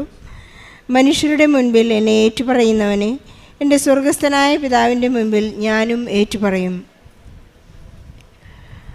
സോഫി എന്ന ഈ മകൾ ഇവിടെ പ്രത്യക്ഷീകരണ സാക്ഷ്യമായി ഏറ്റുപറയുന്നത് പരിശുദ്ധ അമ്മയുടെ മാധ്യസ്ഥതയിൽ എല്ലാ അനുഗ്രഹങ്ങളും അടിച്ചുമാറ്റാൻ സാധിച്ച ഒരു വ്യക്തിയാണെന്ന് നമുക്ക് പറയാൻ സാധിക്കും. ഇത് ഉടമ്പടി ഉഴപ്പിയതിന് ശേഷം വളരെ ശക്തമായി പ്രാർത്ഥനയിൽ മുന്നേറാൻ സാധിക്കുകയും ഈശോയെ സ്വന്തമായി ഏറ്റെടുത്തുകൊണ്ട് ഈശോയ്ക്ക് സ്വന്തമായി സമർപ്പിക്കാൻ സാധിച്ചതിൻ്റെ ഒരു വലിയ സാക്ഷ്യമാണ്. ഓരോ ഘട്ടത്തിലും പരിശുദ്ധ അമ്മ സോഫിയെ വളരെ സന്തോഷത്തോടുകൂടി കമ്മ്യൂണിക്കേഷൻ കൈമാറുന്ന രീതി നമുക്ക് മനസ്സിലാക്കാനായിട്ട് സാധിക്കും. ചില കുട്ടികളോട് ഈ റിയാലിറ്റി ഷോയിൽ അവരുടെ പെർഫോമൻസിന് ശേഷം അവരുടെ ജഡ്ജസ് പറയാറുണ്ട്, ഒന്നും പറയാനില്ല. അത്രയ്ക്കും നന്നായി പെർഫോം ചെയ്യുന്നവരോടാണ് ജഡ്ജസ് അങ്ങനെ പറയാറുള്ളത്. ജോസഫ് അച്ഛൻ നമ്മെ ഓർമ്മിപ്പിക്കാറുണ്ട്, നിന്നെക്കൊണ്ട് ദൈവത്തിന് എന്തുപകാരം, നിനക്ക് ഇത്രയധികം അനുഗ്രഹങ്ങൾ കിട്ടിയതുകൊണ്ട് എന്തുപകാരം എന്ന് അച്ഛൻ നമ്മോട് ദൈവം ചോദിക്കുന്ന ഒരു ചോദ്യം നമ്മളെപ്പോഴും ക്രോസ് ക്വസ്റ്റ്യനായിട്ട് ചോദിക്കുന്നുണ്ട്. സോഫിക്ക് അതിനെല്ലാം ഉത്തരം നൽകാൻ സാധിക്കാവുന്ന വിധത്തിൽ ഉടമ്പടി വളരെ ശക്തമായി വളരെ കൃത്യമായി പാലിക്കാൻ സാധിച്ചു എന്ന് നമുക്ക് മനസ്സിലാക്കാം. പരിശുദ്ധ അമ്മയും ഈശോയുമായിട്ടുള്ള ഒരു വലിയ നല്ല കമ്മ്യൂണിക്കേഷൻ. പരിശുദ്ധ അമ്മ കൃത്യമായി എന്തൊക്കെ ചെയ്യണം, എവിടേക്ക് പോകണം, ഏതൊക്കെ എടുക്കണം, ഏതൊക്കെ എടുക്കണ്ട, വളരെ വളരെ പേഴ്സണൽ ഇൻറ്റിമസിയോടുകൂടി രണ്ടുപേരും സോഫിയും ഈശോയും പരിശുദ്ധ അമ്മയും ചേർത്ത് പിടിച്ച് കമ്മ്യൂണിക്കേറ്റ് ചെയ്യുന്ന ഒരു നല്ല ജീവിതാനുഭവം അവർക്ക് കാഴ്ചവെക്കുവാൻ, അവർക്ക് മുന്നോട്ട് കൊണ്ടുപോകാനായി സാധിക്കുന്നതായി നമുക്ക് കാണാം. അതുപോലെ തന്നെ പരിശുദ്ധ അമ്മയുടെ സാമീപ്യം എല്ലാ സമയങ്ങളിലും അവർക്ക് അനുഭവവേദ്യമായിരുന്നു. അത് സോഫിക്ക് ഒരു വലിയൊരു ഗിഫ്റ്റ്, എപ്പോഴും ഗിഫ്റ്റുകളുടെ ഒരു വലിയ പെരുമഴയാണ്. ഇന്ന് എൻ്റെ ആനുവൽ ഡേ ആണ്, എൻ്റെ ആനിവേഴ്സറി ആണ്, ഇന്ന് എൻ്റെ ബർത്ത്ഡേ ആണ്, ഇന്ന് അമ്മയുടെ ബർത്ത്ഡേ ആണ്. ഇന്നിങ്ങനെയുള്ള എല്ലാ പ്രത്യേക ദിവസങ്ങളിലും എനിക്ക് ഗിഫ്റ്റ് അത് ഈശോയ്ക്കും പരിശുദ്ധ അമ്മയ്ക്കും ഗിഫ്റ്റ് കൈമാറുകയും അതുപോലെ തന്നെ അവരിൽ നിന്ന്, ഈശോയിൽ നിന്നും പരിശുദ്ധ അമ്മയിൽ നിന്നും ഗിഫ്റ്റ് മേടിക്കാനുമുള്ള ഒരു നല്ല മിടുക്ക് ഈ ഉടമ്പടിയിൽ സാധിക്കുന്നു എന്ന് സോഫിക്ക് സ്വയം തിരിച്ചറിയാൻ സാധിച്ചു. ടൈം ഷോർട്ടനിങ്ങിൻ്റെ ഒരു വലിയ അനുഭവം മകൾ പറയുകയുണ്ടായി. കാരണം 3 മൊഡ്യൂളിൽ തന്നെ വിസ അടിച്ചു മാറ്റിയതായി സോഫിയോട് പറയുന്നു. ഇതിനെല്ലാം നമ്മുടെ ആസ്തി സോഫിക്കുണ്ടായി എന്നാണ് സോഫിയുടെ സാക്ഷ്യത്തിൽ നിന്ന് നമുക്ക് വ്യക്തമാകുന്നത്. നാം എത്ര തന്നെ ജീവിതഭാരത്താലെല്ലാം ഈശോ മോളോട് തന്നെ പറയുന്നുണ്ട്, ഇനി നീ കരയണ്ട, നീ ഇത്രമാത്രം കരഞ്ഞല്ലോ. അതിനുശേഷം ഈശോയുടെ ഒരു ഡെഡ് ബോഡിയുടെ അവസ്ഥയിലേക്ക് ചെന്ന് കണ്ടപ്പോൾ ഈശോയെ ഒരു മനുഷ്യ ശരീരം കിടക്കുന്നത് പോലുള്ള ഒരവസ്ഥയെ എത്തി നോക്കുവാനും, അത് എൻ്റെ സ്വന്തമായ ഈശോ ആണ്, ഈശോയെ സ്വന്തമാക്കാൻ സാധിക്കുമ്പോഴുള്ള ആ ഒരു ഉടമ്പടി എന്ന് പറയുന്നത് അതിലെല്ലാം തികഞ്ഞു കഴിഞ്ഞു എന്ന് നമുക്ക് മനസ്സിലാക്കാം. ഈശോയെ സ്വന്തമാക്കി കഴിയുമ്പോഴുള്ള ആ ഒരു ആന്തരിക വിശുദ്ധിയും ആന്തരിക സൗഭാഗ്യവും സന്തോഷവുമെല്ലാം ഹബക്കൂക്ക് 3:17 ഈ മകൾ വ്യക്തമാക്കി തരികയായിരുന്നു. നമ്മുടെ എന്തെല്ലാം പൂത്തില്ലെങ്കിലും, അത്തിമരം പൂത്തില്ലെങ്കിലും, നമ്മുടെ കൈകനികൾ ഫലം ചൂടിയില്ലെങ്കിലും, എനിക്ക് യാതൊരു അനുഗ്രഹങ്ങൾ ലഭിച്ചില്ലെങ്കിലും എല്ലാം ഞാൻ കർത്താവിൽ ആനന്ദിക്കുമെന്നുള്ളൊരു വലിയ വിശ്വാസധാരണ, വലിയ ഏറ്റുപറച്ചിൽ, ക്രിസ്തു കൈമാറ്റം എല്ലാം ഈ സാക്ഷ്യത്തിൽ നമുക്ക് കാണാം. അമ്മ ജീവനോടെ പ്രത്യക്ഷപ്പെട്ട ഈ അൾത്താരയിൽ എന്നെ സാക്ഷിയാക്കിയതിനെ കോടാനുകോടി ഞാൻ നന്ദി പറയുന്നു. എൻ്റെ പേര് സന്ധ്യ. ഞാൻ ചിയാരം, തൃശ്ശൂർ ചിയാരം വിജയമാത ഇടവകയിൽ നിന്ന് ഞാൻ വരുന്നു. ഇത് എൻ്റെ ഭർത്താവ് സാബു. ഞാൻ ആദ്യമായി 22 നവംബർ മാസത്തിലാണ് ഞാൻ ആദ്യമായി ഉടമ്പടി ഇവിടെ എടുത്തത്. അനിയൻ്റെ ഭാര്യ മൂലമാണ് ഞാനിവിടെ വന്നത്. അവളെപ്പോഴും പറയും, ചേച്ചി ഇങ്ങോട്ട് വായ, നമുക്ക് ഇവിടെ ഒരുമിച്ച് പോവാം. അപ്പം ഞാൻ അവളോട് പറയും, മാതാവ് എല്ലായിടത്തും നമ്മുടെ പള്ളിയിലുണ്ട്, പിന്നെ എന്തിനാ ഇങ്ങോട്ട് വരണമെന്ന് ഞാൻ അവളോട് പറയും. അപ്പോൾ അവൾ എന്നും നിർബന്ധിക്കും, ഞാൻ വരാറില്ല. അങ്ങനെ വീട്ടിൽ കുറേ ബുദ്ധിമുട്ടുകളും കാര്യങ്ങളായപ്പോൾ അവൾ എന്നെ പറഞ്ഞു, നിങ്ങൾ വായൊരു എൻ്റെ കൂടെ വെറുതെ വന്നാൽ മതി എന്ന് പറഞ്ഞു, എനിക്ക് കൂട്ടിനാന്ന് പറഞ്ഞു. ഒരു പ്രാവശ്യം ഞാൻ ഇങ്ങോട്ട് വന്ന് ഞാനിവിടെ വന്ന് ഉടമ്പടിയൊന്നും എടുത്തില്ല, ഒരുങ്ങിയിട്ടൊന്നും ഉണ്ടായിരുന്നില്ല. ഇവിടെ വന്ന് പ്രാർത്ഥിച്ച് ഞാൻ പോയി. അത് കഴിഞ്ഞ് പിന്നെ ഞാൻ എൻ്റെ മൊബൈലിൽ നോക്കുമ്പോൾ ആദ്യത്തെ വചനങ്ങളും സാക്ഷ്യങ്ങളൊക്കെ ഞാൻ എടുക്കാതെ തന്നെ ഇടയ്ക്കിടയ്ക്ക് എനിക്ക് തന്നെ കയറി വരും. അങ്ങനെ അത് കണ്ടു. പിന്നെ എനിക്ക് ഇവിടെ വന്ന് ഉടമ്പടി എടുക്കണമെന്ന് മനസ്സിൽ വല്ലാത്തൊരു ആഗ്രഹമായിരുന്നു. പിന്നെ ഞാൻ നോയമ്പെടുത്ത് പ്രാർത്ഥിച്ച് കുമ്പസാരിച്ച് ഒരുങ്ങി ഞാനിവിടെ വന്ന് ഞാൻ ഉടമ്പടി എടുത്ത് കഴിഞ്ഞ് ആദ്യത്തെ 3 മാസം ഭയങ്കര ബുദ്ധിമുട്ട്, ഞാൻ ജീവിതത്തിൽ അനുഭവിക്കാത്ത ദുരിതങ്ങളായിരുന്നു. എനിക്ക് ഭയങ്കര പ്രശ്നങ്ങളായിരുന്നു. എനിക്ക് 3 പെൺമക്കളാണ്. അവരെ വിദ്യാഭ്യാസവും എല്ലാ കാര്യങ്ങളും, അപ്പോൾ ഞങ്ങൾ ലോൺ എടുത്തായിരുന്നു. അപ്പോൾ അതിൻ്റെ ബുദ്ധിമുട്ടും എല്ലാതും കൂടി ഭയങ്കര ബുദ്ധിമുട്ടുകളായിരുന്നു. ഞാൻ നിയോഗങ്ങൾ എഴുതിയതിൽ 4ാമത്തെ ഉടമ്പടിയുടെ എഴുതിയത് എൻ്റെ ഭർത്താവിൻ്റെ അനിയന്മാർ തമ്മിൽ വഴക്കായിരുന്നു. ഏറ്റവും ആദ്യം എനിക്ക് ഇങ്ങനെ നിയോഗം സാധിച്ച് കിട്ടിയത് അവരെ വഴക്ക് തീർന്നതാണ്. അത് ഞങ്ങൾ വന്ന് ഉടമ്പടി എടുത്ത് 3 മാസം കഴിഞ്ഞ് പുതുക്കാൻ ഞാനിവിടെ വന്ന് ഞാൻ മാതാവിനോട് പറഞ്ഞു, 3 മാസം ഞാനിവിടെ കുറേ ദുരിതങ്ങൾ ഞാൻ അനുഭവിച്ചു എന്നൊക്കെ പറഞ്ഞ് കരഞ്ഞ് ഭയങ്കരമായിട്ട് ഞാൻ പ്രാർത്ഥിച്ചു. അത് കഴിഞ്ഞ് ഞാൻ പുതുക്കി കഴിഞ്ഞ് ഞാൻ അവിടെ സൈൻ ചെയ്ത് ഇങ്ങോട്ട് ഇറങ്ങുമ്പോൾ എനിക്ക് മുല്ലപ്പൂവിൻ്റെ ഭയങ്കര വാസന വന്നിട്ടുണ്ടായിരുന്നു. അത് കഴിഞ്ഞ് ഞാൻ ഇവിടെ വന്ന് അച്ഛനെ കാണാനുള്ള ആഗ്രഹത്തോടെ ഞാൻ പറഞ്ഞു കടങ്ങളുള്ള കാരണം ജപ്തിയുടെ ഒരു ഇതിലെ നോട്ടീസും ബാങ്കുകാർ പറഞ്ഞിട്ട് ഭയങ്കര ബുദ്ധിമുട്ടുണ്ടായിരുന്നു. അപ്പോൾ ഡോക്യുമെൻ്റ് ഇല്ലാണ്ട് അച്ഛനെ കാണാൻ സാധിക്കില്ല എന്ന് പറഞ്ഞിരുന്നത്. അപ്പോൾ അന്ന് എനിക്ക് കാണാൻ സാധിച്ചില്ല. പിന്നത്തെ മാസം ഞാൻ ഡോക്യുമെൻറ്റ്സും കാര്യങ്ങളൊക്കെ കൊണ്ടുവന്നു. ഞാനത് കൊണ്ടുവന്ന അച്ഛനെ എനിക്ക് പുതുക്കും വേണം. അപ്പോൾ പുതുക്കി ഇവിടെ വന്നപ്പോഴേക്കും അച്ഛൻ്റെ അവിടെ ടോക്കൺ എടുക്കണവരൊക്കെ പോയി. അപ്പോൾ എനിക്ക് ഭയങ്കര സങ്കടമായി. അത് കഴിഞ്ഞ് പുതുക്കി ക്ലാസ്സൊക്കെ കഴിഞ്ഞ് ഇവിടെ വന്ന് കൊന്ത എത്തിക്കാൻ ഇവിടെ വന്നിരുന്നു. കൊന്ത ഞാൻ ആൾക്കാരോടെ ചെല്ലി കൊന്ത കഴിയണവരെ എനിക്ക് മാതാവിൻ്റെ മുല്ലപ്പൂവിൻ്റെ മണം നന്നായി വന്നു. എന്നിട്ട് ഞാനിവിടെ വന്ന് നോക്കിയപ്പോൾ അവിടെ ടോക്കൺ വീണ്ടും കൊടുത്തു തുടങ്ങി ഉച്ചയ്ക്ക് ശേഷം. അപ്പോൾ ഞാൻ പോയി നമ്പർ എടുത്തപ്പോൾ എനിക്ക് 1 നമ്പർ കിട്ടി. അത് കഴിഞ്ഞ് ഇവിടെ വന്നപ്പോൾ അച്ഛൻ ഞങ്ങൾക്ക് ആകെ ഒരു വഴി ഞങ്ങളുടെ വീട് വിറ്റാലേ ഞങ്ങൾക്ക് ഈ കടം തീർക്കാൻ പറ്റുള്ളൂ, വേറൊരു ഓപ്ഷൻ ഞങ്ങളുടെ മുന്നിലില്ല. എന്നിട്ട് ഇവിടെ വന്ന് ഞാൻ ഇതിപ്പോൾ അച്ഛനോട് ഇത് കാര്യങ്ങൾ പറഞ്ഞ് അപ്പോൾ അച്ഛൻ ഒരു ലോക്കറ്റ് എനിക്ക് വെഞ്ചരിച്ച് തന്നു. ഇത് ഏത് സ്ഥലം വെക്കണം അവിടെ കൊണ്ട് നിങ്ങൾ പ്രാർത്ഥിച്ച് വിശ്വാസപ്രമാണം ചൊല്ലി ഉപ്പിട്ട് പ്രാർത്ഥിച്ച് കുഴിച്ചിടാൻ പറഞ്ഞു എന്നോടത്ത്.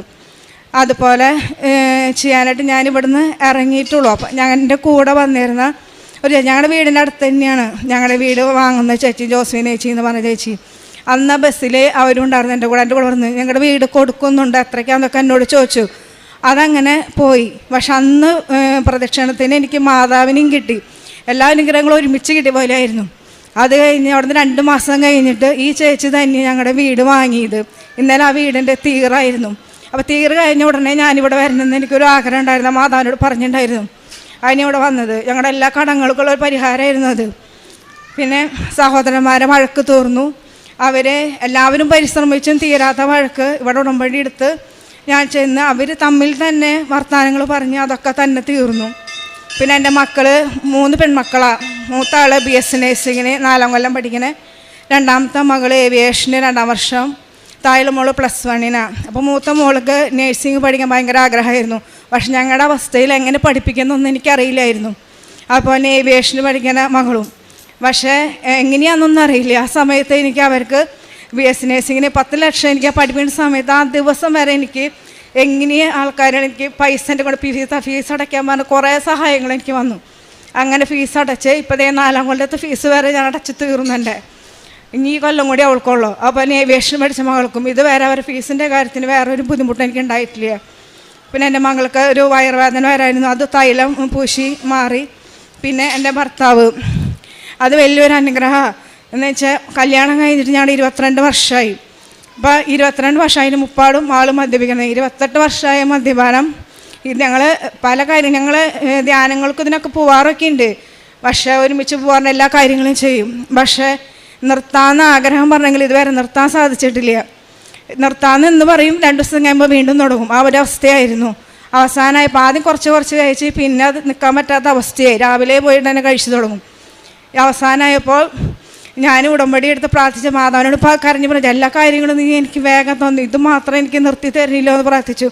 കഴിഞ്ഞ പ്രാവശ്യം ഞങ്ങളുടെ വീട്ടിലെ പെരുന്നാൾക്ക് എല്ലാവരും കൂടിയുണ്ടായിരുന്നു. ആ പെരുന്നാൾക്ക് ഇങ്ങോട്ട് കഴിച്ച് വന്ന ഒരു ശല്യങ്ങളോ ബഹങ്ങളോ ഒന്നുമില്ല. മക്കളെ ഞങ്ങളോടൊക്കെ ഭയങ്കര സ്നേഹം, കഴിച്ച് മിണ്ടാണ്ട് ഇങ്ങനെ കൊടുക്കും, അത്രയേ ഉള്ളൂ. പക്ഷേ ആ പെരുന്നാൾക്ക് പതിവില്ലാത്ത പോലെ എല്ലാവരായിട്ടും വഴക്കും ഭയങ്കര ബഹളമായിരുന്നു. അപ്പം അനിയന്മാർ എല്ലാവരും കൂടി ആകെ അതിശയിച്ചു. എല്ലാവരും കൊണ്ട് പിറ്റേ ദിവസം തന്നെ ഡോക്ടർ തന്നെ ഇപ്പോൾ പ്രഷർ ഭയങ്കര ഹൈ പറഞ്ഞു, ഇന്ന് കൊടുന്നില്ലെങ്കിൽ ഒരു വർഷം തന്നെ പോയേനെ എന്നുള്ള അവസ്ഥയായിരുന്നു. പിന്നെ അന്ന് തൊട്ട് ആൾ മദ്യപ്പിച്ചിട്ടുമില്ല. ഇന്നേ ദിവസം ഇപ്പോൾ 9 മാസമായി ഇപ്പോൾ കഴിച്ചിട്ടില്ല. മാതാവ് അങ്ങനെ ഒരു അവസരം കൂടി ഞങ്ങൾക്ക് തന്നു. പിന്നെ എൻ്റെ മക്കൾക്ക് ഫീസിൻ്റെ കേസൊക്കെ നല്ല ഭംഗിയായി നടക്കുന്നു. പ്രേക്ഷിത പ്രവർത്തനം ഞാനിവിടുന്ന് പത്രം വാങ്ങി എല്ലാ മാസവും ഞാൻ വരാറുണ്ട്. എല്ലാ മാസം വരാറ്. ഞാൻ ആദ്യം വേറൊരു ബസ്സിലാണ് വരുന്നത്. അവിടെ നിന്ന് ടൗണിൽ നിന്നൊരു ബസ്സുണ്ടായില്ല വരാറ്. പക്ഷേ അതിനുശേഷം ഞങ്ങളുടെ വീടിൻ്റെ ഭാഗത്തുനിന്ന് കുറച്ച് ചേച്ചിമാരിങ്ങനെ പോകുന്നുണ്ട്. അപ്പോൾ എന്നോട് ചോദിക്കും നീ ഉണ്ടോ എന്ന് ചോദിക്കും. അവർ കൊണ്ടുപോകുന്നത് ഫ്രീ ആയിട്ട് എല്ലാ മാസം 3 മാസം ഒരു ജോയ് ബ്രദർ എന്ന് പറഞ്ഞൊരു ബ്രദർ അവിടെ നിന്ന് കൊണ്ടുപോകുന്നുണ്ട്. അതിൽ 100 രൂപയാണ് ഞങ്ങളാകെ കൊടുക്കുക. ആ 100 രൂപ കൊടുക്കുന്നത് അവർ വേറെ അനാഥശാലകൾക്കൊക്കെ സഹായത്തിന് വേണ്ടിയാണ് അവർ വാങ്ങണേ. അത് ഞങ്ങൾ എല്ലാ മാസവും ഞാൻ 3 മാസം കൂടുമ്പോൾ വരാമെന്ന് വിചാരിച്ച് എനിക്ക് എല്ലാ മാസവും വരാൻ അവിടെ സാധിക്കാറുണ്ട്. അവർ വേറെ ഞങ്ങളുടെ ഭാഗത്തെ കുറേ ചേച്ചിമാരോട് ഉടമ്പടി എടുക്കലും അവരെ കൂടെ പോവാറുമുണ്ട്.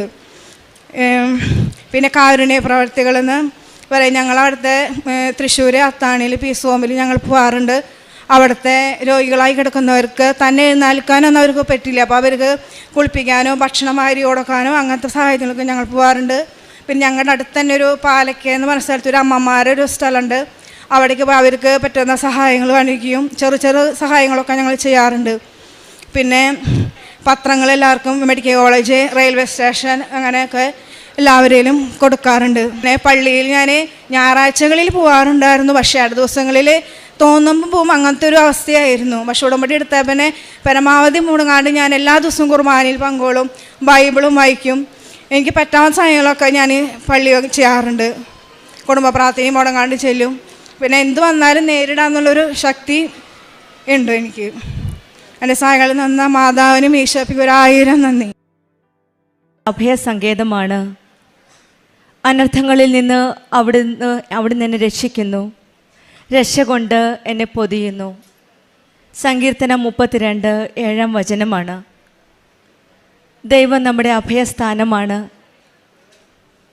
രക്ഷയാണ്. ജീവിതത്തിലെ എല്ലാ കഷ്ടങ്ങളും ദുരിതങ്ങളുടെയും നമ്മളെ ചുറ്റുമ്പോൾ ദൈവസന്നിധിയിൽ ഓടിച്ചേരുന്നവർക്ക് സുരക്ഷയും സമാധാനവും സംരക്ഷണവുമാണ് ഈശോയും അമ്മയും നമുക്ക് തരുന്നത്. ദൈവമാണ് നമ്മുടെ രക്ഷകൻ. ഈ ആലയത്തിൽ നമ്മുടെ അമ്മ മാതാവ് നമ്മെ ഓരോരുത്തരെയും തൻ്റെ പുത്രൻ്റെ ഹൃദയത്തിലേക്ക് കൈപിടിച്ച് നയിക്കുന്ന ഓരോ വലിയ വലിയ സാക്ഷ്യങ്ങളാണ് നമ്മളിവിടെ ഷെയർ ചെയ്തത്, നമ്മളിവിടെ കേൾക്കുന്നത്. സന്ധ്യ സാബു എന്ന മകളുടെ സാക്ഷ്യത്തിലും അതുതന്നെയാണ് നമുക്ക് മനസ്സിലാകുന്നത്. ഈശോയുടെയും അമ്മയുടെയും സംരക്ഷണവും ഈശോയുടെ അമ്മയുടെയും അടുത്തറിഞ്ഞ നിമിഷം മുതൽ അവർ നമ്മുടെ കൂടെ ഉണ്ടെന്നുള്ളൊരു വലിയൊരു സാക്ഷ്യമാണിത്. ഭർത്താവിൻ്റെ അനിയന്മാരുമായിട്ട് രമ്യതയിലല്ലായിരുന്നു. വർഷങ്ങൾ 1 വർഷത്തോളം 2 വർഷത്തോളമായിരുന്നു. ഉടമ്പടി എടുത്ത ഉടനെ പലപ്പോഴും ജോസഫ് അച്ഛൻ പറയും, അനുദപിച്ചാൽ അനുഗ്രഹം നമുക്ക് ലഭിക്കുമെന്ന്. അനുദപിച്ച് ഇവർ പ്രാർത്ഥിച്ചപ്പോഴാണ് നമ്മുടെ കുടുംബത്തിലേക്ക്, നമ്മുടെ ജീവിതത്തിലേക്ക് അനുഗ്രഹങ്ങൾ ഈശോയും അമ്മയും ഓരോന്നോരോന്നായിട്ട് കോരിത്തരുന്നത്. ഈ മക്കളുടെ ജീവിതത്തിൽ അതുതന്നെയാണ്. അനുദപിച്ചപ്പോഴാണ്, മറ്റുള്ളവരോട് ക്ഷമിച്ചപ്പോഴാണ് ഈശോയും അമ്മയ്ക്കും കൃപ നമുക്ക് നൽകുവാൻ സാധിക്കുന്നത്. ഇവരുടെ ജീവിതത്തിൽ അനുദപിച്ചപ്പോഴേ ഉടമ്പടി ജീവിതത്തിൻ്റെ എല്ലാ കാര്യങ്ങളും തടസ്സങ്ങളായി കിടന്ന, വർഷങ്ങളായി കിടന്ന തടസ്സങ്ങളായി കിടന്ന ഓരോ കാര്യങ്ങളും ഈശോയും അമ്മയും ചെയ്തു കൊടുക്കുന്നതാണ്. 28 വർഷമുണ്ടായിരുന്ന മദ്യപാനമാണ് ഈ മക്കൾ ഉടമ്പടി എടുത്തതിന് ശേഷം മദ്യപാനത്തിൽ നിന്ന് ഉടമ്പടി പ്രാർത്ഥന വഴി ആ ബന്ധനത്തിൽ നിന്ന് വിടുതൽ നൽകിയത്. പിന്നെ സ്ഥലത്തിൻ്റെ ഒരു കച്ചവടം 15 വർഷം നീണ്ടു നിന്നായിരുന്നു. ഓരോ കാര്യങ്ങളും നമ്മൾ ഓരോ പ്രാവശ്യം വെക്കുമ്പോഴും സമയചുരുക്കത്തിൻ്റെ അമ്മയാണ് നമ്മുടെ കൂടെയുള്ളത്. ഡേറ്റിട്ട് പ്രാർത്ഥിക്കുമ്പോഴും എത്ര വർഷങ്ങളായെന്നൊന്നും അമ്മ നോക്കുന്നില്ല. നമ്മുടെ വിശ്വസ്തതയും നമ്മുടെ വിശ്വാസവുമാണ് ഈശോയും അമ്മയും നോക്കുന്നത്. ഉടമ്പടി എടുത്ത ഉടനടി മക്കൾക്ക് ലഭിക്കുന്ന ഓരോ അനുഗ്രഹങ്ങളാണ് നമ്മൾ അതിശയത്തോടു കൂടി നമ്മളും വിശ്വാസത്തിലേക്ക് വരുന്നതിലേക്ക് ഈ മക്കളുടെ സാക്ഷ്യം നമ്മളെ നയിക്കട്ടെ എന്ന് വിശ്വസിക്കാം. ഒരു സ്ഥലം വിൽക്കാതിരുന്ന സ്ഥലമാണ്. എത്രയും പെട്ടെന്ന് ഉടമ്പടി വസ്തുക്കളുടെ ഉപയോഗത്തിലൂടെയും പ്രാർത്ഥനയിലൂടെയും വിശ്വാസത്തിലൂടെയും ഇവർക്കത് വിൽക്കാൻ സാധിച്ചത്. പിന്നെ മക്കളുടെ പഠിത്തത്തിന് ഒരു 5 പൈസയുടെ ഒത്തിരി സാമ്പത്തിക ബുദ്ധിമുട്ടുകളുണ്ടായിരുന്നു. ഒന്നിനും ഒരു ബുദ്ധിമുട്ടും ഇല്ലാതെയാണ് ഈ മക്കളെ നല്ല രീതിയിൽ നഴ്സിംഗ് പഠിപ്പിക്കാനും ഏവിയേഷൻ കോഴ്സ് പഠിപ്പിക്കാനൊക്കെ നല്ല എക്സ്പെൻസ് ഉള്ളതാണ്. പക്ഷേ ഇതെല്ലാ കാര്യവും ഈശോയും അമ്മയും ഏറ്റെടുക്കുകയാണ്. എല്ലാ സാമ്പത്തിക ബുദ്ധിമുട്ടുകളും ഓരോ രീതികൾ ഓരോ വ്യക്തികളിൽ കൂടെ ഓരോ സാഹചര്യങ്ങളിൽ കൂടെയാണ് ഇവർക്ക് നൽകി ഇവരെ അനുഗ്രഹിക്കുന്നത്. ഇതാണ് നമ്മൾ പറയുന്നത്. നമ്മുടെ വിശ്വാസത്തോടെ എല്ലാ കാര്യങ്ങളും നമ്മൾ ദൈവത്തിലേക്ക് സമർപ്പിച്ച് കൊടുക്കുമ്പോൾ ഈശോയും അമ്മയും നമ്മുടെ കൂടെ നിന്ന് നമ്മുടെ ഓരോ കാര്യങ്ങളും നടത്തി തരുന്ന ദൈവമാണ് നമ്മുടെ കൂടെയുള്ളത്. നമുക്കും പ്രാർത്ഥിക്കാം. നമ്മുടെ കുടുംബത്തിൽ നമ്മുടെ മദ്യാസക്തിയിൽ വളരുന്ന കുട്ടികളുണ്ടെങ്കിൽ അവർക്ക് വേണ്ടി ആ ബന്ധനങ്ങളിൽ നിന്ന് വിടുതൽ ലഭിക്കുവാനും അവരെ മോചിപ്പിക്കുവാനും നമുക്ക് അവർക്ക് വേണ്ടി പ്രാർത്ഥിക്കാം. പാപബോധവും അനുതാപവും നിറഞ്ഞ ഒരു നല്ലൊരു ജീവിതം നമുക്ക് നയിക്കാം. നമ്മുടെ വിശുദ്ധി പുനഃസ്ഥാപിക്കണമേ എന്ന് നമുക്ക് പ്രാർത്ഥിക്കാം. സന്ധ്യയ്ക്കും കുടുംബത്തിനും ലഭിച്ച എല്ലാ അനുഗ്രഹങ്ങൾക്കും നമുക്ക് കരങ്ങളടിച്ച് ദൈവത്തെ മഹത്വപ്പെടുത്താം. യേശുവേ നന്ദി, യേശുവേ സ്തുതി, ആവേ മരിയ. പരിശുദ്ധ അമ്മയ്ക്കും അമ്മയുടെ തിരുക്കുമാരനും 1000 നന്ദി പറയുന്നു. ഞാൻ 2019 ജൂലൈ 20 ഞാൻ ഉടമ്പടി എടുത്തത്. എൻ്റെ പേര് മേരി ഷാജു, എറണാകുളം പറവൂരിൽ നിന്ന് വരുന്നു. എൻ്റെ ഹസ്ബൻഡ് ഷാജു, എൻ്റെ മകൻ അമൽ, ഇതെൻ്റെ മരുമകൾ രേഷ്മ. എൻ്റെ പേര് അമൽ. ഞാനിവിടെ ഒരു വലിയൊരു അനുഗ്രഹത്തിൻ്റെ സാക്ഷ്യം പറയാൻ വേണ്ടിയാണ് ഇവിടെ വന്നിരിക്കുന്നത്. 2019 ഞാൻ എൻ്റെ ബിടെക്കും കഴിഞ്ഞ് ഇവിടെ സൈറ്റ് എഞ്ചിനീയറായിട്ട് വർക്ക് ചെയ്യുമ്പോൾ പുറത്തേക്ക് പോകാനുള്ളൊരു ആഗ്രഹം ഉണ്ടായിരുന്നു. അപ്പോൾ കാനഡയിലേക്ക് പോകാനാണ് ഞാൻ തീരുമാനിച്ചത്. കാരണം എൻ്റെ കൂട്ടുകാരെല്ലാം അവിടെ തന്നെയുണ്ട്. പക്ഷേ ഞാൻ അപ്ലൈ ചെയ്തതിന് ശേഷം ആണ് ഇവിടെ കോവിഡെല്ലാം വന്നതിന് ശേഷം എനിക്ക് ഒത്തിരി തടസ്സങ്ങളുണ്ടായി. സാധാരണ രീതിയിൽ 2-3 മാസം കൊണ്ട് എല്ലാ പ്രോസസ്സിങ്ങും കഴിഞ്ഞ് ഒരാൾ കാനഡയിലെത്തും ഈ സ്റ്റുഡൻറ്റ് വിസക്ക് പോകുമ്പോൾ. പക്ഷേ എൻ്റെ കാര്യത്തിൽ അത് 1.5 വർഷം മേളിലെടുത്തു. അപ്പോൾ ഈ ഒരു കാലയളവിൽ എൻ്റെ അമ്മ എനിക്ക് വേണ്ടി ഉടമ്പടി എടുക്കുകയും അതിൽ ഞാനും ആ ഉടമ്പടിയിൽ പങ്കുചേരുകയും അതിൽ എനിക്ക് ഒത്തിരി അനുഗ്രഹങ്ങളും കിട്ടുകയും ചെയ്തു. മെയിനായിട്ട് പറയുകയാണെങ്കിൽ എനിക്ക് വിശ്വാസം കുറവായിരുന്നു. അതിലൂടെ എനിക്ക് എല്ലാ ദിവസവും കുർബാനയ്ക്ക് പോകാനുള്ള ഒരു അനുഗ്രഹം കിട്ടി. എല്ലാ ആഴ്ചയിലും ഞാൻ കുമ്പസാരിക്കുകയും അങ്ങനെ അമ്മ പ്രദക്ഷിണ പ്രാർത്ഥനയും ഉടമ്പടി പ്രാർത്ഥനയൊക്കെ ചൊല്ലുമ്പോൾ അതിൽ ഞാൻ കൂടുകയും എല്ലാ തടസ്സങ്ങളും മാറി എനിക്ക് കാനഡയിൽ എത്തിച്ചേരാൻ സാധിച്ചു. അവിടെ എത്തിയിട്ടും ഒത്തിരി തടസ്സങ്ങളുണ്ടായിരുന്നു. പക്ഷേ അതെല്ലാം അമ്മ മാതാവ് മാറ്റിത്തന്നു. എനിക്ക് പഠിക്കാനുള്ള കൃപ തന്നു. കോഴ്സെല്ലാം കംപ്ലീറ്റ് ചെയ്യാൻ സാധിച്ചു. കോഴ്സെല്ലാം കംപ്ലീറ്റ് ചെയ്തതിന് ശേഷം അടുത്ത കടമ PR ആയിരുന്നു. പക്ഷേ എനിക്ക് ഒരു തരത്തിലുള്ള ഒരു തടസ്സവും അമ്മ മാതാവ് തന്നില്ല. PR വേഗം തന്നെ ലഭിക്കുകയും 3.5 വർഷം കൊണ്ട് തന്നെ കാനഡയിൽ PR ലഭിക്കുകയും ചെയ്തു. ഇത്രയേറെ അനുഗ്രഹം തന്ന അമ്മ മാതാവിനും ഉണ്ണീശോയ്ക്കും ഞാൻ 1000 നന്ദി പറയുന്നു. അതുകൂടാതെ അടുത്ത ആയിട്ട് എൻ്റെ വിവാഹം കഴിഞ്ഞു. ഈ ഇരിക്കനാണ് എൻ്റെ ഭാര്യ രേഷ്മ. ഇത്രയും വലിയ അനുഗ്രഹം തന്നതിന് ഞാൻ വീണ്ടും അമ്മയോട് നന്ദി പറയുന്നു. എൻ്റെ പേര് ഷാജു. വൈഫാണ് ഉടമ്പടി എടുത്തതെങ്കിലും അതിൻ്റെ സംരക്ഷണം ഞങ്ങളുടെ കുടുംബത്തിൽ തുടക്കം മുതലേ തന്നെ ഉണ്ടായിരുന്നു. ഞാൻ ഉടമ്പടി എടുത്തിരുന്നു ഒരു 3 മാസത്തോളം. അപ്പോൾ ഒരു വീട്ടിൽ നിന്ന് 2 പേര് ഉടമ്പടി എടുക്കണ്ട എന്നുള്ളൊരു നിയമമായിരുന്നു അന്ന് കാലത്തുണ്ടായിരുന്നത്. അതുകൊണ്ട് ഒരാളോട് സറണ്ടർ ചെയ്യാൻ പറഞ്ഞപ്പോൾ ഞാൻ സറണ്ടർ ചെയ്തിരുന്നു. എങ്കിലും വൈഫിൻ്റെ ഉടമ്പടിയിൽ പ്രത്യക്ഷീകരണ പ്രാർത്ഥനയും ഞങ്ങളും ചേരുമായിരുന്നു. മാതാവിൻ്റെ ഈ ഉടമ്പടി പ്രാർത്ഥന വൈഫാണ് ഉടമ്പടി എടുത്തെങ്കിലും അതിൻ്റെ സംരക്ഷണം ഞങ്ങളുടെ ഇതിൽ ഉണ്ടായിരുന്നത് കൊണ്ട് തന്നെ ഒരു വലിയ അപകടത്തിൽ നിന്ന് ഞാൻ രക്ഷപ്പെട്ടു. ഞാൻ ജോലി കഴിഞ്ഞ് വരുന്ന സമയത്ത് ഇപ്പോഴല്ല 2024 ഒക്ടോബർ ദീപാവലി ദിവസമായിരുന്നു, ഒക്ടോബർ 31. ഞാൻ സാധാരണ വരുന്നത് ഒരു രാത്രി 2 മണിക്കാണ്. ഞങ്ങളുടെ ഒരു US കമ്പനിയാണ്. അപ്പോൾ അവരുടെ ഒരു ടൈം സോൺ അനുസരിച്ച് രാത്രി ഒരു 2 മണിയോടുകൂടിയാണ് ഞാൻ വീട്ടിൽ 2:30 വീട്ടിലെത്താറുള്ളത്. ഏകദേശം 2 മണിയോടുകൂടി ഞാൻ ആലുവ വഴിയാണ് വന്നിരുന്നതെന്ന്. ആലുവ പറവൂർ റൂട്ടിലൂടെ വന്നുകൊണ്ടിരിക്കുമ്പോൾ പെട്ടെന്ന് ഒരു ബൈക്ക് എൻ്റെ ഫ്രണ്ടിലേക്ക് ഒരു പോക്കറ്റ് റോഡിൽ നിന്ന് കയറി വരികയും ഞാനത് കണ്ടില്ല. എന്തോ വണ്ടിയുടെ ഫ്രണ്ടിലേക്ക് വരുന്നത് കണ്ടപ്പോൾ ഞാൻ പെട്ടെന്ന് ബ്രേക്ക് ചവിട്ടിയെങ്കിലും എൻ്റെ കാറ് പോയി ആ ബൈക്കിലിടിക്കുകയും അദ്ദേഹം നിലത്ത് വീഴുകയും ചെയ്തു. ഉടനെ തന്നെ ഞാൻ വണ്ടി നിർത്തിയിട്ട് തൊട്ടടുത്ത് ഒരു സെക്യൂരിറ്റിക്കാരൻ, ഒരു ബാങ്കായിരുന്നു, ആ ബാങ്കിൻ്റെ അവിടെ നിന്ന് ഒരു സെക്യൂരിറ്റിക്കാരൻ ഓടി വന്നു. ഞങ്ങൾ 2 പേരും കൂടി അദ്ദേഹത്തെ പിടിച്ച് റോഡിൻ്റെ മറ്റേ സൈഡിലേക്ക് കൊണ്ടുപോകുന്നതിൻ്റെ ഇടയിൽ ഓപ്പോസിറ്റ് സൈഡിൽ നിന്നൊരു കാർ നല്ല സ്പീഡിൽ വരുന്നുണ്ടായിരുന്നു. അവർ വന്ന് ഈ ബൈക്കിൻ്റെ മുകളിൽ കയറി ഞങ്ങളുടെ ദേഹത്തേക്ക് മറിഞ്ഞു വീഴും. കാറ് ടോട്ടലി അപ്സൈഡ് ഡൗൺ ആയിപ്പോയി. അങ്ങനെ ആ ഫോഴ്സിൽ ഞങ്ങൾ 3 പേരും തെറിച്ചുപോയി. രക്ഷിക്കാൻ വന്ന സെക്യൂരിറ്റി ചേട്ടൻ്റെ കൈയൊടിയുകയും ഇദ്ദേഹം ഞങ്ങളുടെ കയ്യിൽ നിന്ന് വിട്ടുപോവുകയും ഞാൻ തെറിച്ച് ഒരു ഫുട്പാത്തിലേക്ക് തെറിച്ച് പോവുകയും ചെയ്തു. ഇതൊക്കെ ഇത്രയൊക്കെ ആയിട്ടും വേറെ എനിക്ക് ഒരു കുഴപ്പമുണ്ടായില്ല. എൻ്റെ വണ്ടി പെട്ടെന്ന് ബ്രേക്ക് ചെയ്തപ്പോൾ വേറൊരു വണ്ടി എൻ്റെ പുറകിലുണ്ടായിരുന്നു. അത് വന്ന് എൻ്റെ വണ്ടിയുടെ ബാക്കിലിടിക്കുക, അങ്ങനെ ഒരു 4 വണ്ടി പരസ്പരം കൂട്ടിമുട്ടി.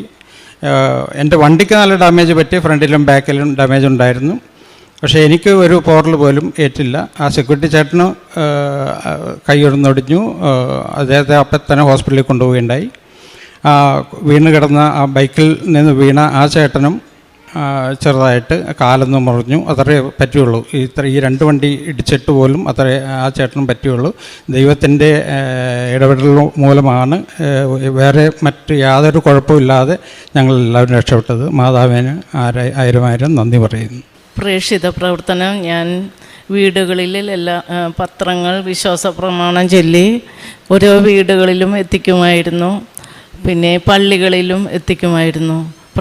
പിന്നെ ഒത്തിരി രോഗികളെ സന്ദർശിക്കുകയും അവർക്ക് വേണ്ടി പ്രാർത്ഥിക്കുകയും അവർക്ക് മാതാവിൻ്റെ അനുഗ്രഹം കൊണ്ട് ഒത്തിരി രോഗസൗഖ്യം ലഭിച്ചു. പിന്നെ കാരുണ്യ പ്രവൃത്തി എന്നെക്കൊണ്ട് അനാഥാലയത്തിൽ എല്ലാ മാസവും ഞാൻ ഭക്ഷണ സാധനങ്ങൾ എത്തിക്കുകയും പൈസ കൊടുക്കുകയും ഓരോരുത്തർക്ക് പൈസ കൊടുക്കുകയും ചെയ്യും.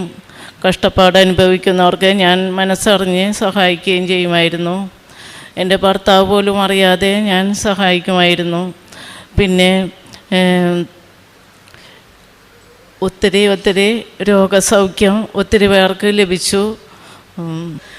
അമ്മയ്ക്കും അമ്മയുടെ സംരക്ഷണം എൻ്റെ കൂടെ എപ്പോഴും ഉണ്ട്. ഒത്തിരി നന്ദി പറയുന്നു. എത്ര നന്ദി പറഞ്ഞാലും മതി വരില്ല. യേശുവേ സ്തോത്രം, യേശുവേ നന്ദി.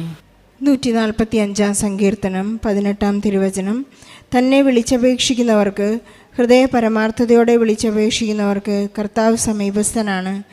തൻ്റെ ഭക്തന്മാരുടെ ആഗ്രഹം അവിടുന്ന് സഫലമാക്കുന്നു. അവിടുന്ന് അവരുടെ നിലവിളി കേട്ട് അവരെ രക്ഷിക്കുന്നു.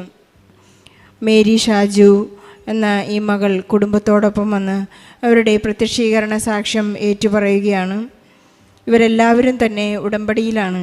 ജോസഫ് അച്ഛൻ നമ്മെ ഓർമ്മിപ്പിക്കുന്നത് പോലെ നിങ്ങളുടെ ആസ്തി എന്താണോ അതിനനുസരിച്ചാണ് പരിശുദ്ധ അമ്മ നിങ്ങളുടെ ഉടമ്പടിയിൽ ഒപ്പുവെച്ചുകൊണ്ട് ഈശോയ്ക്ക് കൈമാറുന്നതെന്ന് ജോസഫ് അച്ഛൻ നമ്മെ എപ്പോഴും ഓർമ്മിപ്പിക്കാറുണ്ട്. മേരി ഷാജു എന്ന ഈ അമ്മയുടെ ഒരു വലിയ ആധ്യാത്മിക ആസ്തി പരിശുദ്ധ അമ്മയ്ക്ക് പരിശുദ്ധ അമ്മയെ സന്തോഷിപ്പിച്ചതുകൊണ്ടാണ് ഇവരുടെ ഉടമ്പടി പെട്ടെന്ന് കത്തിയത് എന്ന് നമുക്ക് വായിച്ചെടുക്കാം.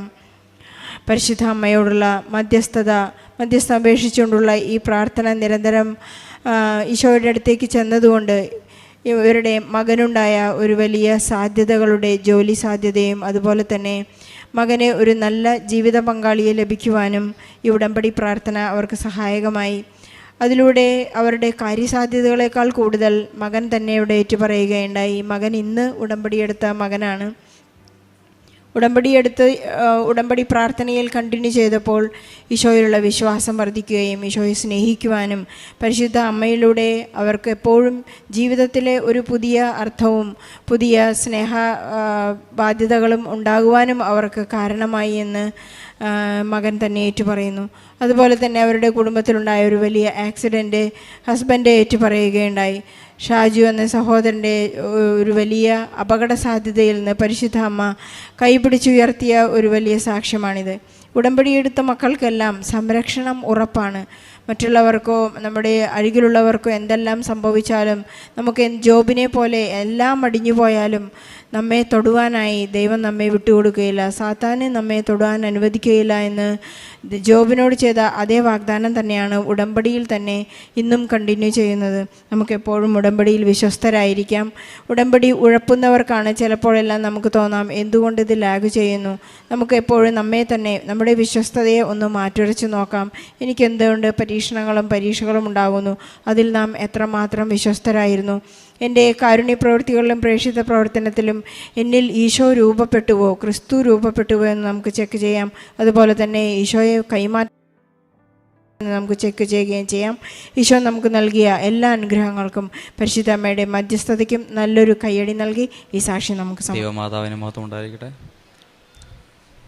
ഈശോയ്ക്ക് മഹത്വം ഉണ്ടായിരിക്കട്ടെ. കൃപാസനം മാതാവിൻ്റെ സന്നിധിയിൽ വന്ന് സാക്ഷ്യം പറയാൻ ലഭിച്ച അനുഗ്രഹത്തിനായി ഞാൻ നന്ദി പറയുന്നു. അതോടൊപ്പം ജോസഫ് അച്ഛനെയും ഈ സന്ദർഭത്തിൽ ഓർക്കുന്നു. എൻ്റെ പേര് ആശിഷ്, ഞാൻ കോട്ടയത്തു നിന്ന് വരുന്നു. ഞാൻ ജർമ്മനിയിൽ രജിസ്റ്റേർഡ് എഞ്ചിനീയറായിട്ട് വർക്ക് ചെയ്യുന്നു. ഇതെൻ്റെ വൈഫ് അഞ്ജു. 2024 എൻ്റെ അമ്മ മുഖാന്തരമാണ് ഞാൻ കൃപാസനത്തെ പറ്റി അറിയുന്നത്. അതിനുശേഷം ഞാൻ ഓൺലൈൻ ഉടമ്പടി എടുക്കുകയും പിന്നീട് 2025 നേരിട്ട് വന്ന് ഉടമ്പടി എടുക്കുകയും ഇന്ന് ഞാൻ ഉടമ്പടി കൊടുക്കാനായിട്ട് ഇവിടെ എത്തിയിരിക്കുകയാണ്.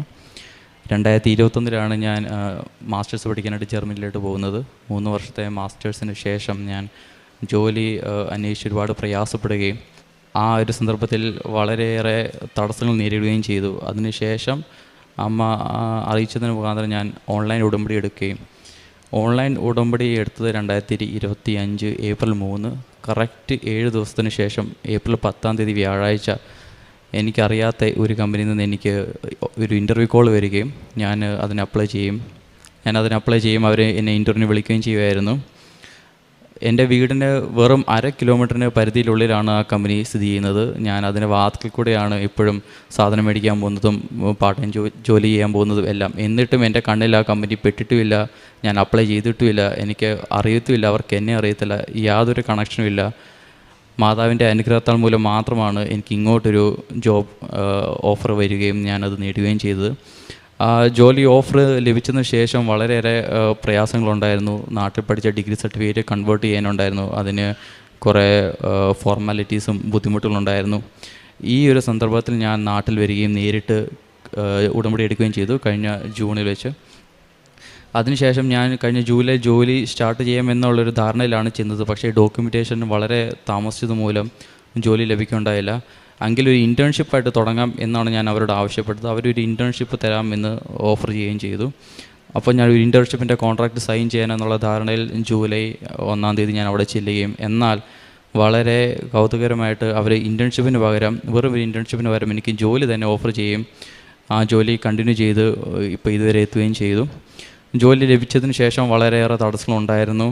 വിസ എക്സ്റ്റൻഷൻ സമയത്ത് ശമ്പള വർധന ഒരു ആവശ്യമായിരുന്നു. ആ സമയത്തെല്ലാം ഞാൻ ഉടമ്പടി വസ്തുക്കളായുള്ള ഉപ്പും തൈലും ഉപയോഗിക്കുകയും ശമ്പള വർധന തടസ്സങ്ങളൊന്നുമില്ലാതെ മുന്നോട്ട് പോവുകയും ചെയ്തു.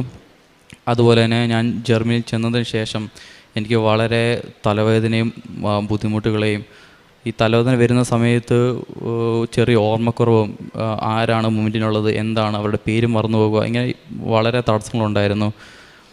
ഈ ഉടമ്പടി എടുത്തതിന് ശേഷം ഉടമ്പടി വസ്തുക്കളായിട്ടുള്ള ഉപ്പും തൈലവും അതുപോലെ തേനും ഉപയോഗിക്കാൻ തുടങ്ങിയത് പിന്നെ തലവേദനകളും ശാരീരിക ബുദ്ധിമുട്ടും എല്ലാം മാറി ഇപ്പം അത് പൂർണ്ണമായും മാറുകയും ചെയ്തു. അതുപോലെ തന്നെ എൻ്റെ ജോലി തടസ്സം മൂലം എൻ്റെ വൈഫിൻ്റെയും ഞങ്ങളുടെ കല്യാണം നീണ്ടു പോവുമായിരുന്നു. എന്നാൽ ഞാൻ മാതാവിനോടുള്ള പ്രാർത്ഥന മൂലം യാതൊരു തടസ്സങ്ങളും സാമ്പത്തിക ബുദ്ധിമുട്ടുകളില്ലാതെ ഈ കഴിഞ്ഞ ജനുവരി തന്നെ ഞങ്ങളുടെ വിവാഹം നടക്കുകയും ചെയ്തു. പ്രേക്ഷിത പ്രവർത്തനമായിട്ട് ഞാൻ ഇവിടെ നിന്ന് ലഭിച്ച പത്രം ഞാൻ നാട്ടിലും അതുപോലെ തന്നെ ജർമ്മനിയിൽ ചെന്നിട്ടും ഞാൻ വിതരണം ചെയ്യുന്നുണ്ടായിരുന്നു. അച്ഛൻ്റെ യൂട്യൂബ് വീഡിയോസ് പരിചയക്കാർക്കും ഓൺലൈൻ ത്രൂ ഷെയർ ചെയ്യുകയും എനിക്ക് അടുത്ത് പരിചയമുള്ള ആൾക്കാരെ ഞാൻ കൃപാസനത്തെപ്പറ്റി നേരിട്ട് പരിചയപ്പെടുത്തുകയും അവരെ ഇവിടെ നിന്ന് നൽകുന്ന അനുഗ്രഹങ്ങളെപ്പറ്റി വിശദീകരിക്കുകയും അവരും കൃപാസനത്തിൻ്റെ വീഡിയോകൾ കാണാൻ തുടങ്ങുകയും എല്ലാം ചെയ്യുന്നുണ്ടായിരുന്നു. ആത്മീയ ജീവിതം ഞാൻ കൃപാസനത്തിലെ വീഡിയോസ് ദിവസവും രാവിലെയും വൈകിട്ടും കാണുകയും അതോടൊപ്പം രാവിലെയും വൈകിട്ടും സന്ധ്യാപ്രാർത്ഥനയും വേദപുസ്തകം വായിക്കുകയും എല്ലാം ചെയ്യുന്നുണ്ടായിരുന്നു. ജർമ്മനിയിൽ ഞാൻ നിൽക്കുന്ന സ്ഥലത്ത് മാസത്തിൽ ഒരിക്കൽ മാത്രമേ കുർബാനയുള്ളൂ. പിന്നെ ഉള്ളതെല്ലാം ജർമ്മൻ കുർബാനയാണ്. സമയം കിട്ടുമ്പോഴെല്ലാം ജർമ്മൻ കുർബാനയും എന്നാൽ മലയാളം കുർബാന മുടക്കം കൂടാതെ കൂടുകയും പ്രാർത്ഥിക്കുകയും എല്ലാം ചെയ്യുന്നുണ്ട്. അപ്പോൾ നിങ്ങൾ എന്നെ വിളിച്ചപേക്ഷിക്കും, എൻ്റെ അടുക്കൽ വന്ന് പ്രാർത്ഥിക്കും, ഞാൻ നിങ്ങളുടെ പ്രാർത്ഥന കേൾക്കും. ജെറമ്യാ 29:12 നമ്മൾ ഏത് സാഹചര്യത്തിലായാലും വിളിച്ചാൽ വിളി കേൾക്കുന്ന ഒരു ദൈവമാണ് നമുക്കുള്ളത്. എത്ര ദൂരെ പോയാലും എത്ര നിരാശയിലായാലും ദുഃഖത്തിലായാലും നമ്മെ കേൾക്കുന്ന ഒരു ദൈവമാണ് നമ്മുടെ കൂടെയുള്ളത്. നാം ഓരോരുത്തരും പരിശുദ്ധ അമ്മ പ്രത്യക്ഷപ്പെട്ട ഈ ആലയത്തിൽ വന്നിരുന്ന് കരയുമ്പോഴും വേദനയോടെ നമ്മുടെ ദുഃഖങ്ങൾ ഷെയർ ചെയ്യുമ്പോഴും കണ്ണീരോടെ പ്രാർത്ഥിക്കുമ്പോഴും ഈ തിരുസന്നിധിയിൽ നമ്മുടെ നിശബ്ദതയിൽ കേൾക്കാനിരിക്കുന്ന ഒരു ദൈവമാണ് നമ്മുടേത്. നമ്മളെ സംരക്ഷിക്കുന്ന ഒരമ്മയാണ് നമ്മുടെ കൂടെയുള്ളത്. ആ സംരക്ഷണത്തിൻ്റെ ഒരു സാക്ഷ്യമാണ് ആശിഷ് എന്ന മകൻ നമ്മളോട് ഷെയർ ചെയ്തത്. ഈ മകൻ പറഞ്ഞതുപോലെ ഒരു ജോലിക്ക് വേണ്ടി ഒരു ജോലി ചെയ്യുകയായിരുന്നു. പക്ഷെങ്കിൽ ഒരിക്കലും എക്സ്പെക്റ്റ് ചെയ്യാത്ത ഒരു കമ്പനിയിൽ നിന്ന്, ഒരു CV പോലും അയക്കാതെ, ഒരു കോണ്ടാക്റ്റും ഇല്ലാത്ത ഒരു കമ്പനിയിൽ നിന്നാണ് ഒരു കോള് വന്നത്. കോൾ ഇങ്ങോട്ടാണ് വന്നത്. ഈ മകനൊന്നും ചെയ്തില്ല, അവിടെ പോയി പോലും ഇല്ല കമ്പനിയിൽ, അതും ജർമ്മനിയിലാണ്. പിന്നീടാണ് ഒരു നല്ലൊരു ജോബ് ഓപ്പർച്യൂണിറ്റി ഈ മകൻ്റെ ജീവിതത്തിലേക്ക് കടന്നു വന്നത്. അത് വീട്ടിൽ നിന്ന് 1/2 കിലോമീറ്റർ ദൂരെയുള്ള ഈ കമ്പനിയിലേക്കാണ്. ഈ മക്കൾ ആദ്യമേ പറഞ്ഞു, ഞാൻ എൻ്റെ അമ്മ പറഞ്ഞിട്ടാണ് ഇവിടെ കൃപാസനത്തിൽ വന്നതെന്ന്. വീട്ടിലുള്ള മറ്റ് വ്യക്തികളെല്ലാം ഉടമ്പടിയിലാണ്. അമ്മയാണ് ഈ മകന് പറഞ്ഞു കൊടുത്തത്, കൃപാസനത്തിന് അമ്മയുടെ അടുത്ത് പോവുക, പ്രാർത്ഥിക്കുക, ഉടമ്പടിയിൽ നിയോഗം വെച്ച് പ്രാർത്ഥിക്കുക എന്ന്. അങ്ങനെ നിയോഗം വെച്ച് പ്രാർത്ഥിച്ചതിന് ശേഷമാണ് ഈ മകൻ ഓരോ കാര്യങ്ങൾക്കായിട്ട് മുൻപോട്ട് പോയത്.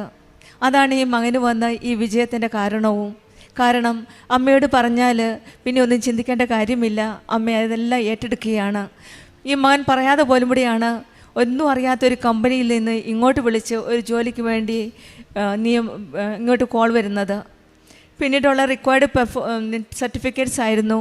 അതിന് കുറച്ച് ബുദ്ധിമുട്ടുകളൊന്നുമില്ലാതെ കിട്ടാൻ, അത് താമസമുള്ള ഡോക്യുമെൻറ്റ്സ് ആയിരുന്നു. കാരണം ഒരു ഡോക്യുമെൻ്റ് കിട്ടണമെങ്കിൽ തന്നെ ഒരു 3 മാസത്തോളം എടുക്കും. പക്ഷേ ഈ മകന് 2 ആഴ്ചയ്ക്കുള്ളിലാണ് എല്ലാ ഡോക്യുമെൻറ്റ്സും റെഡിയാക്കാനായിട്ട് സാധിച്ചത്. അങ്ങനെയാണ് ഈ മകന് ഈ കമ്പനിയിൽ തന്നെ ഒരു നല്ല ജോലി കിട്ടിയത്. ഇതാണ് നമ്മൾ പറയണ സമയ ചുരുക്കത്തിൻ്റെ അമ്മ. 3 മാസത്തിൻ്റെ 2 ആഴ്ചയാക്കി. വിളിക്കാത്ത അറിയാത്ത ഒരു കമ്പനിയിൽ നിന്ന് കോള് വന്നു. ഇതൊക്കെ അമ്മ ഏറ്റെടുക്കുന്ന ഒരു വലിയൊരു കാര്യമല്ലേ? ഇതാണ് പറയുന്നത്. നമ്മൾ പറയുന്നതിന് മുമ്പ് തന്നെ അമ്മയ്ക്കറിയാം നമുക്കുണ്ട് ആവശ്യം എന്താണെന്ന്. സ്വന്തം അമ്മയോട് പറയുന്നത് പോലെ തന്നെ ചിലപ്പോൾ നമ്മൾ പറയാം. ഉടമ്പടി എടുത്ത മക്കൾക്ക് പറയേണ്ട ആവശ്യം പോലുമില്ല, ഒന്ന് പറഞ്ഞാൽ മതി. അമ്മ നമ്മുടെ ആഗ്രഹം അറിയുന്നതാണ്. അമ്മ നമ്മുടെ കൂടെയുണ്ട്. പരിശുദ്ധ അമ്മയാണ് നമ്മെ ദൈവത്തേക്കിലേക്ക് നയിക്കുന്നത്. നമ്മുടെ പ്രാർത്ഥനയും ദൈവത്തിലേക്ക് എടുക്കുന്നത് നമ്മുടെ അമ്മയാണ്. അമ്മ നമ്മോട് പറയുന്നത് എന്നെയല്ല, എൻ്റെ മകനെ വിളിക്കൂ, അവൻ പറയുന്നത് ശ്രവിക്കൂ, അവൻ പറയുന്നത് കേൾക്കൂ, അവൻ പറയുന്നത് ചെയ്യുക. നമ്മുടെ അമ്മയും നമ്മളോടൊപ്പമാണ് പ്രാർത്ഥിക്കുന്നത്. ആ അമ്മയുടെ മധ്യസ്ഥതയും ഇൻ്റർസെഷനിൽ കൂടി, ഈ പ്രാർത്ഥനയിൽ കൂടിയാണ് നമ്മൾക്ക് ഇത്രയും പെട്ടെന്ന് നമ്മുടെ കാര്യങ്ങളെല്ലാം നടത്തി തരുന്ന ഈശോയും അമ്മയും നമ്മുടെ കൂടെയുണ്ടെന്ന് നമുക്ക് മനസ്സിലാക്കാൻ സാധിക്കുന്നത്. പ്രത്യേകിച്ച് ഉടമ്പടി ജീവിതം നയിക്കുന്ന മക്കൾ വിശ്വസ്തയോടെ സന്തോഷത്തോടെ നമ്മുടെ ഉടമ്പടി ജീവിതം നയിക്കുമ്പോൾ അവരുടെ ജീവിതത്തിൽ ഒന്നും ഭയപ്പെടേണ്ട ആവശ്യമില്ല. അമ്മ, ഈശോയും അമ്മയും എല്ലാം ഏറ്റെടുക്കുകയാണ്. നിങ്ങൾ എന്നെ വിളിച്ചപേക്ഷിക്കും, നിങ്ങൾ എന്നോട് പ്രാർത്ഥിക്കും, ഞാൻ നിങ്ങളുടെ പ്രാർത്ഥന കേൾക്കുമെന്നാണ് ഇപ്പം പറഞ്ഞ വചനങ്ങൾ പറയുന്നത്. അതുപോലെ തന്നെയാണ് ഈ മകനുണ്ടായിരുന്ന തലവേദന. 2-3 വർഷമായിട്ടുണ്ടായിരുന്ന തലവേദനയായിരുന്നു. അതും ഉടമ്പടി വസ്തുക്കൾ വിശ്വാസപൂർവ്വം പ്രാർത്ഥിച്ച് മറ്റു മരുന്നുകളെല്ലാം സ്റ്റോപ്പ് ചെയ്തിട്ട് ഈ ഉടമ്പടി വസ്തുക്കൾ വിശ്വാസത്തോടെ പ്രാർത്ഥിച്ചുപയോഗിച്ചതിൻ്റെ ഫലമായിട്ടാണ് ആ രോഗസൗഖ്യം ഈ മകന് ലഭിച്ചത്. സാമ്പത്തിക ബുദ്ധിമുട്ടുകളുടെ നടുവിൽ നിന്നപ്പോഴാണ് ഈ മകൻ്റെ വിവാഹത്തിൻ്റെ കാര്യങ്ങളും അതും അമ്മയോട് പറഞ്ഞു, അമ്മയൊന്ന് നോക്കണേ. ആ സാമ്പത്തിക പ്രശ്നത്തിൻ്റെ നടുവിലും അമ്മ ഇവർക്കുള്ള വിവാഹം നടത്തി കൊടുത്തു. ഇതാണ് കാനായിലെ അമ്മ. ഈശോയോട് പറഞ്ഞ് അവർക്ക് വീഞ്ഞില്ല എന്ന്. ഇപ്പോഴിവിടെ ഒരു പറഞ്ഞു ഇവർക്ക് സാമ്പത്തിക ബുദ്ധിമുട്ടുണ്ട്, ഇവർക്ക് കല്യാണം നടത്തണമെന്ന്. അതും അതുപോലെ തന്നെ ഇവരുടെ ആഗ്രഹം അറിഞ്ഞ അമ്മ അതും ഈശോയിൽ നിന്ന് മേടിച്ചു കൊടുത്തു. പിന്നീട് ഈ മക്കൾ പറഞ്ഞതുപോലെ പ്രൊബേഷൻ കഴിഞ്ഞ് ശമ്പളം കൂട്ടുന്ന ഒരു കാര്യമായിരുന്നു. അതും ഈശോ ഇവരുടെ എല്ലാ കാര്യങ്ങളും അങ്ങോട്ട് ഏറ്റെടുത്ത് നടക്കുന്ന ഒരു സത്യസന്ധമായിട്ടൊരു ഹൃദയത്തിൽ നിന്ന് വരുന്ന പ്രാർത്ഥന ഈശോയും അമ്മയും നമ്മൾ പറയേണ്ട ആവശ്യമില്ല, അങ്ങ് ഏറ്റെടുക്കുകയാണ്. ഈ സാക്ഷ്യത്തെ നമുക്ക് മനസ്സിലാക്കാവുന്നത് ദൈവം ദൂരെയല്ല, നമ്മുടെ കൂടെയുണ്ട്. വിളിക്കുന്നവനെ കേൾക്കുന്ന ഒരു ദൈവമാണ്, ഒരു അമ്മയാണ് നമ്മുടെ കൂടെയുള്ളത്. ദൈവത്തെ വിളിക്കാൻ ധൈര്യം നമുക്ക് നൽകുന്നത് അമ്മയാണ്. അമ്മയുടെ കരം പിടിച്ച് ദൈവത്തിൻ്റെ വിളി നമുക്ക് ശ്രവിക്കാം. ഈശോയും അമ്മയും നമ്മുടെ ഉടമ്പടി ജീവിതത്തിൽ നമ്മുടെ കരം പിടിച്ച് മുന്നോട്ട് നയിക്കട്ടെ എന്ന് നമുക്കും പ്രാർത്ഥിക്കാം. ദൈവം കനിഞ്ഞനുകിയ എല്ലാ അനുഗ്രഹങ്ങൾക്കും, പ്രത്യേകിച്ചും ആശിഷ് മാത്യുവിന് കുടുംബത്തിന് ലഭിച്ച എല്ലാ അനുഗ്രഹങ്ങൾക്കും നമുക്ക് കരങ്ങളടിച്ച് ദൈവത്തെ മഹത്വപ്പെടുത്താം. യേശുവേ നന്ദി.